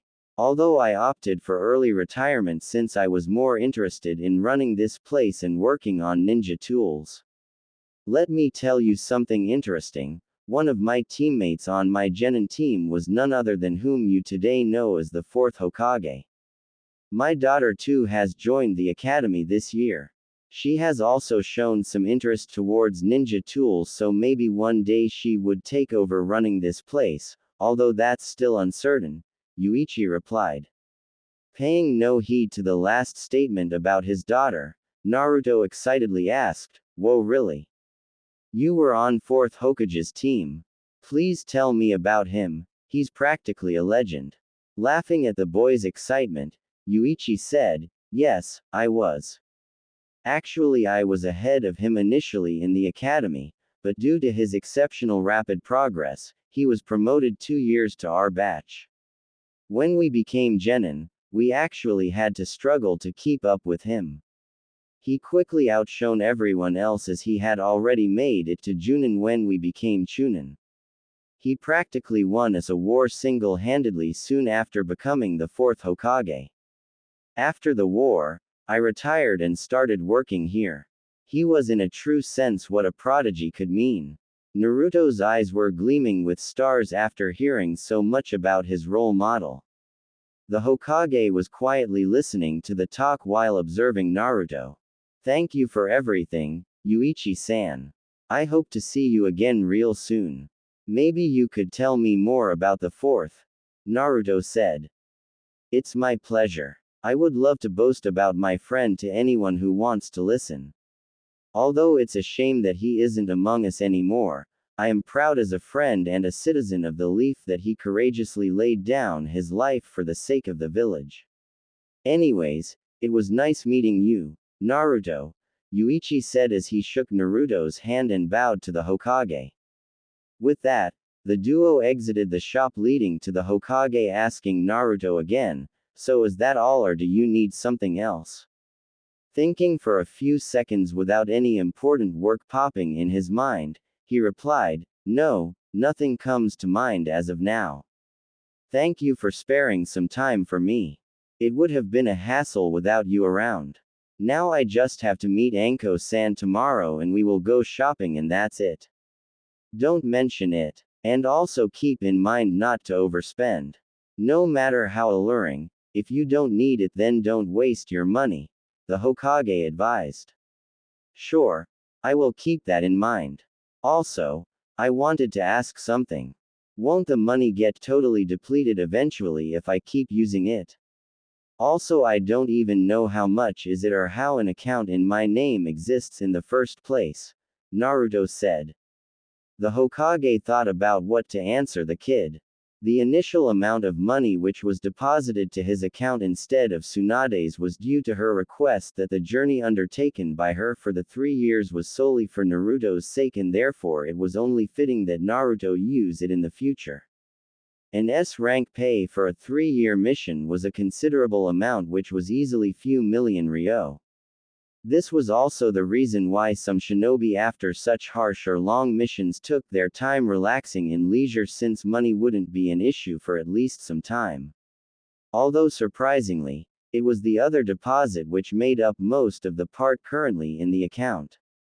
It was something he got to know from the letters that Tsunade sent between their travels, which had nearly made his eyes pop out of their orbits. He had to read the letter thrice before he could believe what had just read. Momentarily remembering what the letter revealed, he delved deep into his memory. Flashback. Come on Shizune-chan, I'm starving. Can't you walk a little bit faster? Ba-chan must have finished her lunch by now. It's because of you. Naruto said loudly, walking briskly reverse-footed, pointing a finger at Shizune, who was sweat-dropping, being the target of the glances of all the surrounding pedestrians because of him. You know why, because you insisted that we train until I get my aim right while dinner can wait a little more. Now we are very much more than a little late. And still you're walking slower than a turtle. We won't even reach there until supper at this speed. Shizune, being embarrassed enough, quickly replied, Naruto, please stop making a scene here. I said I'm sorry. I didn't think it would take that long and lost track of time. And I don't want to be seen running through the streets with a rumbling stomach, that's why we're walking. Tell you what, I'll make it up by treating you to ramen. Now let's go to the hotel room to freshen up before we head to the dining area. Fine. But only because you're treating me ramen. Don't forget your promise. Naruto said as he turned to walk normally without complaints, folding his hands. Well, I'm going to get scolded by Lady Tsunade for feeding him ramen every now and then. But what can I do except that to shut him up nicely? Shizune asked, not that anyone was there to listen to her. Both of them reached the place in the town where they were staying for the time being. They reached the room and had to use the key since the gate was locked. Upon entering, they saw that Tsunade was nowhere to be found. Instead, a note was seen on the table which Shizune picked up promptly before reading it. I'm going out to have some fun, Shizune. Take care of Naruto, I'll be back in a few hours. This was all she had to read to give out a frustrated groan, which Naruto encountered quite a lot in a similar situation now and then, so didn't bother to ask about it. Instead, he rushed off to shower first since his stomach left no chance in telling everyone that he was hungry. Leave her alone for one moment and she rushes off to gamble whatever money she has. I am certain she is at the biggest gambling hall of this town. And once she starts betting, even I can't stop her until she's completely ed dry. Why do I have to babysit everyone in the first place? Shizune grumbled, exasperated. She shoved these thoughts aside as Naruto came out of shower, indicating that she could use it now. While she was using the shower, Naruto was less than patiently tapping his foot on the floor, which was clouded by the sound his stomach made while rumbling. Shizune was then virtually dragged to the hotel-attached restaurant after she came out of the shower, only having enough time to hang the towel which she was using to dry her hair. She had to keep true to her promise after they reached the place, so she ordered ramen for Naruto while the regular meal for herself. Given how hungry both of them were, it didn't take much time before their meals were finished, with Naruto having multiple empty bowls stacked in front of him. So where is Ba-chan anyways? I know she left a note telling you, so let's go there too, Naruto said. Shizune was a little surprised by the question since she didn't exactly expect it beforehand, but replied, she's somewhere around in town. Why do you ask? Well, wherever she is, Taunton is with her. And I want to play with Taunton, Naruto said. Why don't you play with me? We can also train if you want. Or we can also have a little rest easy since we just ate a meal. Shizune replied, not wanting to roam around the town in their search, but a certain knucklehead wasn't going to relent this easily. Oh come on, Nei-chan, did you forget what's that saying about walking helps to digest your food? After I meet Taunton, we'll play on our own so you can rest all you want. Now let's go, Naruto said, tugging on her arm.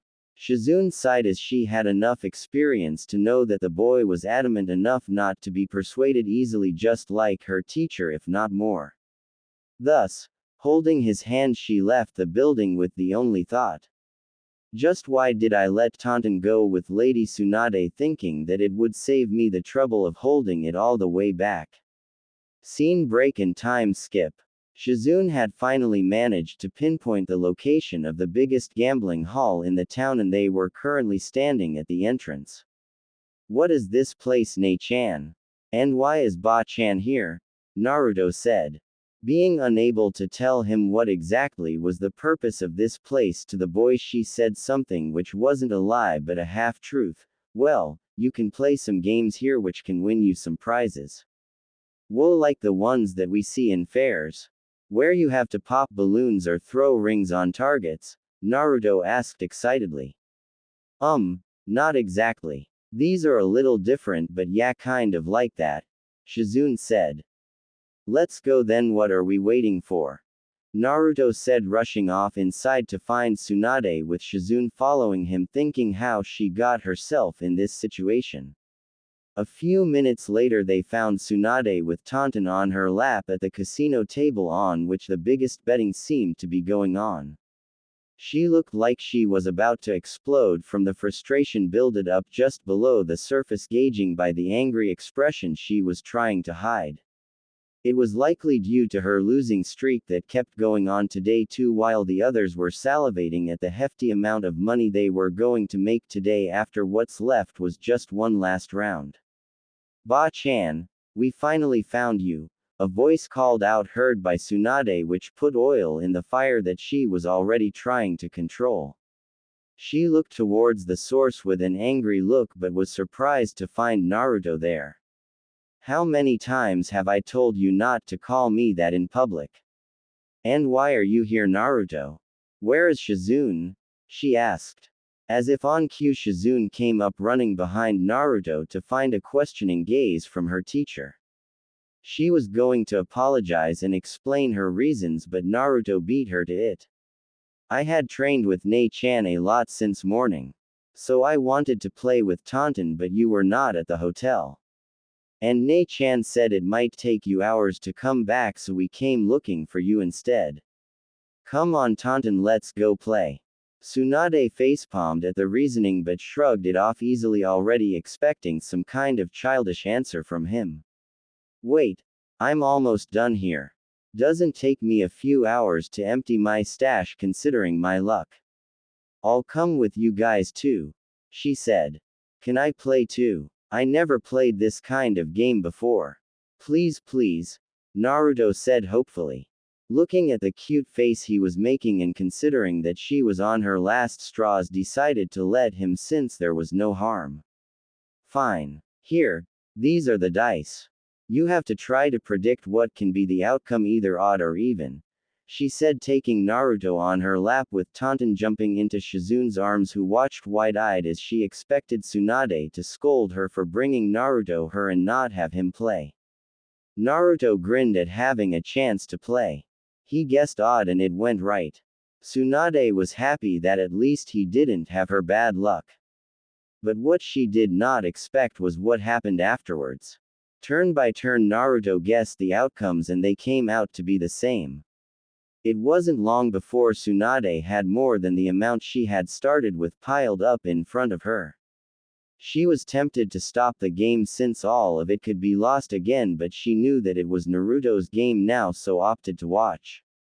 Getting annoyed at suddenly being at a loss against the large profit they were expecting, they turned in bigger stakes to swipe it back quickly. But fate had other plans for the day, as Naruto kept guessing the outcome correctly, making the game fun to him, oblivious to the death glares received from all the rest of the participants. Tsunade was now instead trying to control the laughter and amusement that came due to the situation. Shizune was seen retracting her dropped jaw, since never in her life she had seen Tsunade winning a jackpot like that. Since it was Naruto and not herself who was winning the games, Tsunade didn't have any ominous feeling at the back of her mind. Wow, my Naru-chan, you are so great at this.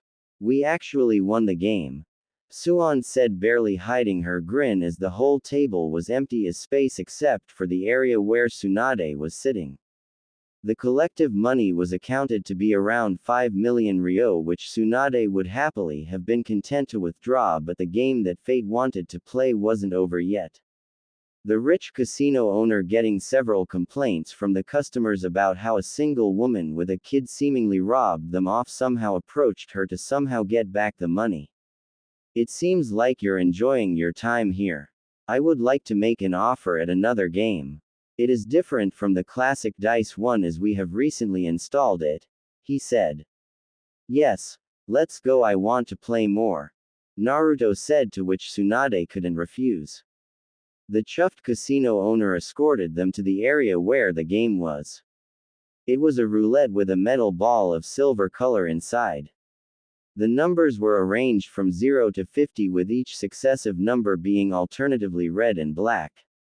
At the center there was another ring which had only color marking with blue and green alternatively. There are many ways to play this one. For example, you can bet on it being red or black, which would give a 50% chance. Any combination you like would be allowed and we'll calculate according to the odds placed. It gives the customer a variety of options. Also, the inner ring, should you wish to use it, can double or half the amount of whatever you score depending on the color chosen, the owner explained. Guessing the best choice would be to let Naruto speak the outcome, since it was because of him that they had reached this stage. She told the owner that whatever Naruto says would be the bet. Without a doubt in his mind, Naruto exclaimed, dramatically pointing his finger, "I choose blue number 7 with every single bit hope I have." The bar owner internally squealed at having the best possible situation in his hands, since the odds were against the boy at 50 to 1 since he chose one number. Tsunade, on the other hand, was mortified at the scene since the money was as good as gone now. The owner made no delay in starting the roulette wheel, as Tsunade couldn't back down after giving Naruto the decision, nor did he want to give her any chance to protest. The roulette started spinning along with the hopes of all those present, although those of few were quite bleak. Tsunade's folded her hands, with one hand going all the way up covering her already closed eyes. Shizune clutched Tonton even more tightly, much to the annoyance of it. The owner, along with the already lost gamblers, were waiting to get the money back in the game, as they were as good as victors here. Many of the crowd inside the casino had gathered around the roulette table when they heard that a really large bet was taking place. All those simply had a curious look in their eyes, although they too expected the game to move in the favor of the owner. Time seemed to slow down as the speed of the ball around the roulette began to decelerate. Making a few rounds with the speed dying down, it finally came to a stop. To everyone, time seemed to be still, since there wasn't a sound in the whole casino at the moment the clock read 19:29 hours. Oink oink. Tonton wondered what happened, as all the voice seemed to have died down and the grip of Shizune seemed to be even tightened. "Yeah!" Naruto shouted. This seemed to break everyone from their trance as the crowd erupted into cheer, while Tsunade stood there speechless at the sight that beheld. The roulette spin ended the silver ball exactly at number 7, while the inner ring also aligned blue color with it. The turn to be truly mortified at the scene was partially expressed by the lost gamblers, but mostly by the owner, who had overconfidently invited his own demise, metaphorically speaking. It was because now the reward was changed in terms of the clients and for the better. Ascertaining the value by going with the odds of 50 against 1, the 5 million ryo had been proliferated to 250 million ryo. To add salt on the wound for the owner, blue color in the outcome had basically doubled the amount to a freaking 500 million ryo. Feeling exultant at the near impossible outcome which was in their favor, Tsunade didn't take any more time to hug Naruto hard, crashing his face into the so-called Valley of Heaven, making many of the male crowd wish they were in his place. Although to Naruto, it felt as if he would asphyxiate any minute. The same could be said for Tonton, since Shizune didn't seem to express herself more consciously than subconsciously. After some time, when the hype died down and the loser gamblers sneaked their way out hurriedly, the owner had no choice but to keep his word, since everybody had witnessed the scene, so his business and impression was on the line. He reluctantly took Shizune to his office room, where he opened the vault and counted the money along with Shizune, after which she sealed it in a scroll. The vault did seem to look much emptier, to the irritation of the owner, since it had been quite a lot of time for him to build up this much amount of money. Shizune simply nodded and held back a smile, then went to meet the others outside the building. Naruto was quite happy since he won, although confused as to why everyone made a fuss about it. Tsunade, on the other hand, was feeling quite elated. This has to be the best day ever. Lady Luck must be giving me back all the lost fortune I could have had since forever. Naruto, I can't believe you're this felicitous at these kinds of things. You're coming with me every time now, Tsunade said happily. Lady Tsunade, Shizune scolded her. Here comes the party pooper. Okay, I was just kidding. From what happened today, I think I've had my fun all at once, and I really don't want to push my luck, Tsunade replied. So what was the prize again? Naruto asked. That you don't need to worry. Your prize is that you get to eat ramen tomorrow as much as you want, Tsunade said smiling. Really? Wow. I need to get to this place more often, he said. Naruto, Shizune said. Okay, I was kidding. What's with you? This place is a lot of fun. But anyways, as long as I'm getting ramen I won't complain, Naruto grinned. Shizune handed over the scroll to Tsunade, who carefully stored it inside her pocket of the Haori. They headed to the hotel directly since it was getting late. Tsunade, upon reaching, sent a letter to the Hokage conveying Naruto's recent success at stripping off a whole casino. She had also asked the details to Naruto's account since she had decided to deposit all of the money in it. A few days later, while Naruto had gone to be treated to another round of ramen to his delight with Shizune, Tsunade had set up a meeting at the branch of Konoha Reserve Bank in the town where she deposited the hefty amount, much to the surprise of the manager.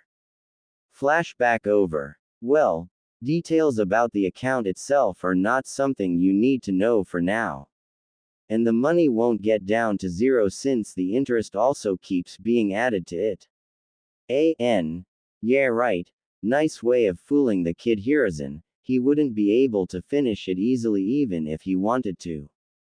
And you will be able to start working on ninja missions after passing the academy, which would also get earnings. For now, just focus on your studies and training and not your finances.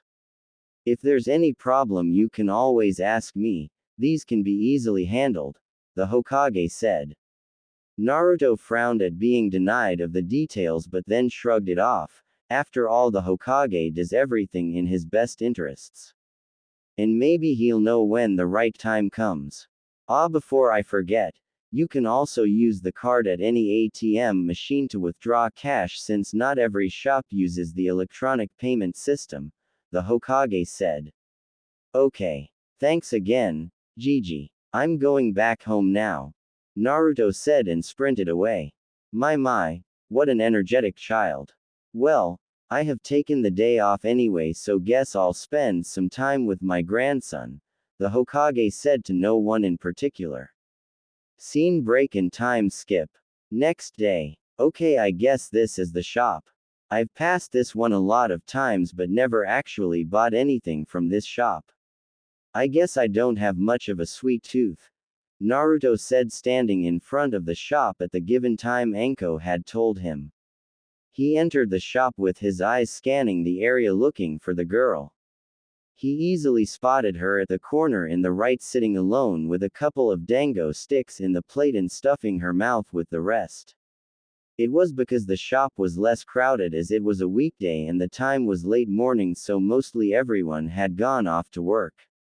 Hey there, Anko-san. Good morning, Naruto said as he approached the girl. As her mouth was full at the moment, she just waved at him and he waited until she forced the last with a glass of water and said, Naruto. You're actually on time. That's good, because I hate waiting. And there's a certain guy from one of my seniors who always keeps people waiting for hours and hours. Man, that's annoying. Shrugging off the comment since he didn't know whoever that person was, he said, yeah, I always keep my promises. So now should we go to the market? Cool down. I'm not running anywhere. And anyways, I can't let you leave here until we have some dangos, she said as she shouted, hey old man, can we have some more dangos here? The middle-aged man replied in affirmation and grumbled something about not being that old yet. Hey, wait a minute. I thought we would have to leave directly, so I just had some breakfast at Ichiraku's, Naruto said.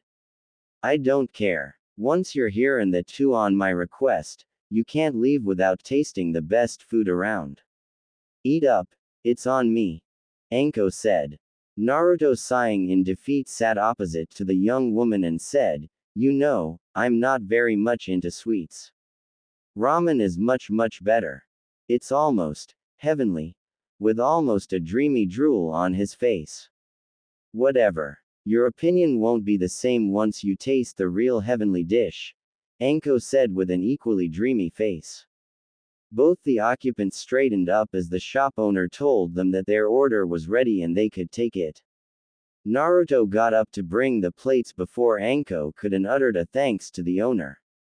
Naruto started eating one of the dumplings while Anko waited to see his reaction. He closed his eyes in satisfaction, which clearly showed that he did like the dish a lot. This is delicious, Anko-san. Although I can't find it anyhow better than Ichiraku's ramen, it certainly is on my top 10 list, Naruto said. Anko frowned at the statement and said, "Oh, so what are the other 8 dishes then?" "Well, there isn't just one kind of ramen," Naruto said plainly. Anko couldn't hold her frown as it turned into a laughter after hearing that. "Kami, you're a real ramen freak. But then maybe I'm a dango freak too. So let's finish up fast, then we have to go shopping too."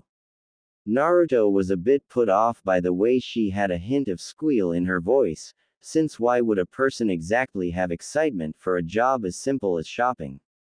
But then again, judging from the loss she had him make the day before, anything could be possible. A few time skips later, Naruto was treading around breathing heavily with all the bags he had to carry while Anko was totally carefree. It seemed to him like she had eyes on literally everything present in the market. Hopping around from one store to another, she gave Naruto a hard time even tracking her. Anko, on the other hand, was having the fun of her life as she never had an opportunity to buy such large number of things in one go. It was a good thing Naruto held on to the money, else she would have hurled up every household item that looked either pretty or useful, but Naruto was only agreeing on the ones which were pretty useful. The large bulky ones had been ordered to be delivered directly at his home. He had to keep on a hinge all the time since he didn't want to be the target of hostility again. Anko, though, had no problem, since except for a few criminal elements around the town who harassed her in the past, who although were now scared of her, most of the people didn't seem to have any problem with her, unlike with him around where almost the whole village seemed to be hellbent on somehow ostracizing him. He didn't let it bother himself, as he was happy that Anko didn't have to suffer in at least this way any longer. But at the moment he did want her to suffer, since he was the only one doing that while she was enjoying this chore in a way he didn't understand why. After doing all the shopping and probably roaming around the market for at least a few dozen times according to Naruto, they were finally at his home by evening. After resting for a few minutes, Anko explained to him exactly where what item would be used or placed. They were both working for an hour or so, after which Anko told him that she had to leave since it would take some time to reach home, and also that she had a mission to attend early the next day. "Well, kid, it was fun shopping around with you. Call me anytime again if you need," Anko said. "I'm sure I'd pass on that. And I really don't think anything would be left after what we got today. But yeah, I'd say it was fun hanging around with you," Naruto said. "Ah, come on, it couldn't have been that bad. Anyways, you can come to the training area and you know the location inside already. I'm available more at that place than my actual home outside," Anko said. "Oh, sure, I'll keep that in mind," Naruto replied. "You see, I'm not very much good at shopping and all like other girls, otherwise you'd be home in half the time and double the products," Anko said, giving him a warm smile and a light kiss on the cheek before she left. Naruto was a little embarrassed by the gesture but didn't mind it much since he had been on the receiving end of quite a few of them every time both the ladies found him looking cute in the last few years, much to his annoyance. Placing a hand to wipe the sensation on his cheek, he said, "If other women are really even more capable of doing such tasks than her, maybe it's better not to engage with any one of them, or else I'll find my hands fallen down due to the stuff I've been carrying for hours before I could reach home."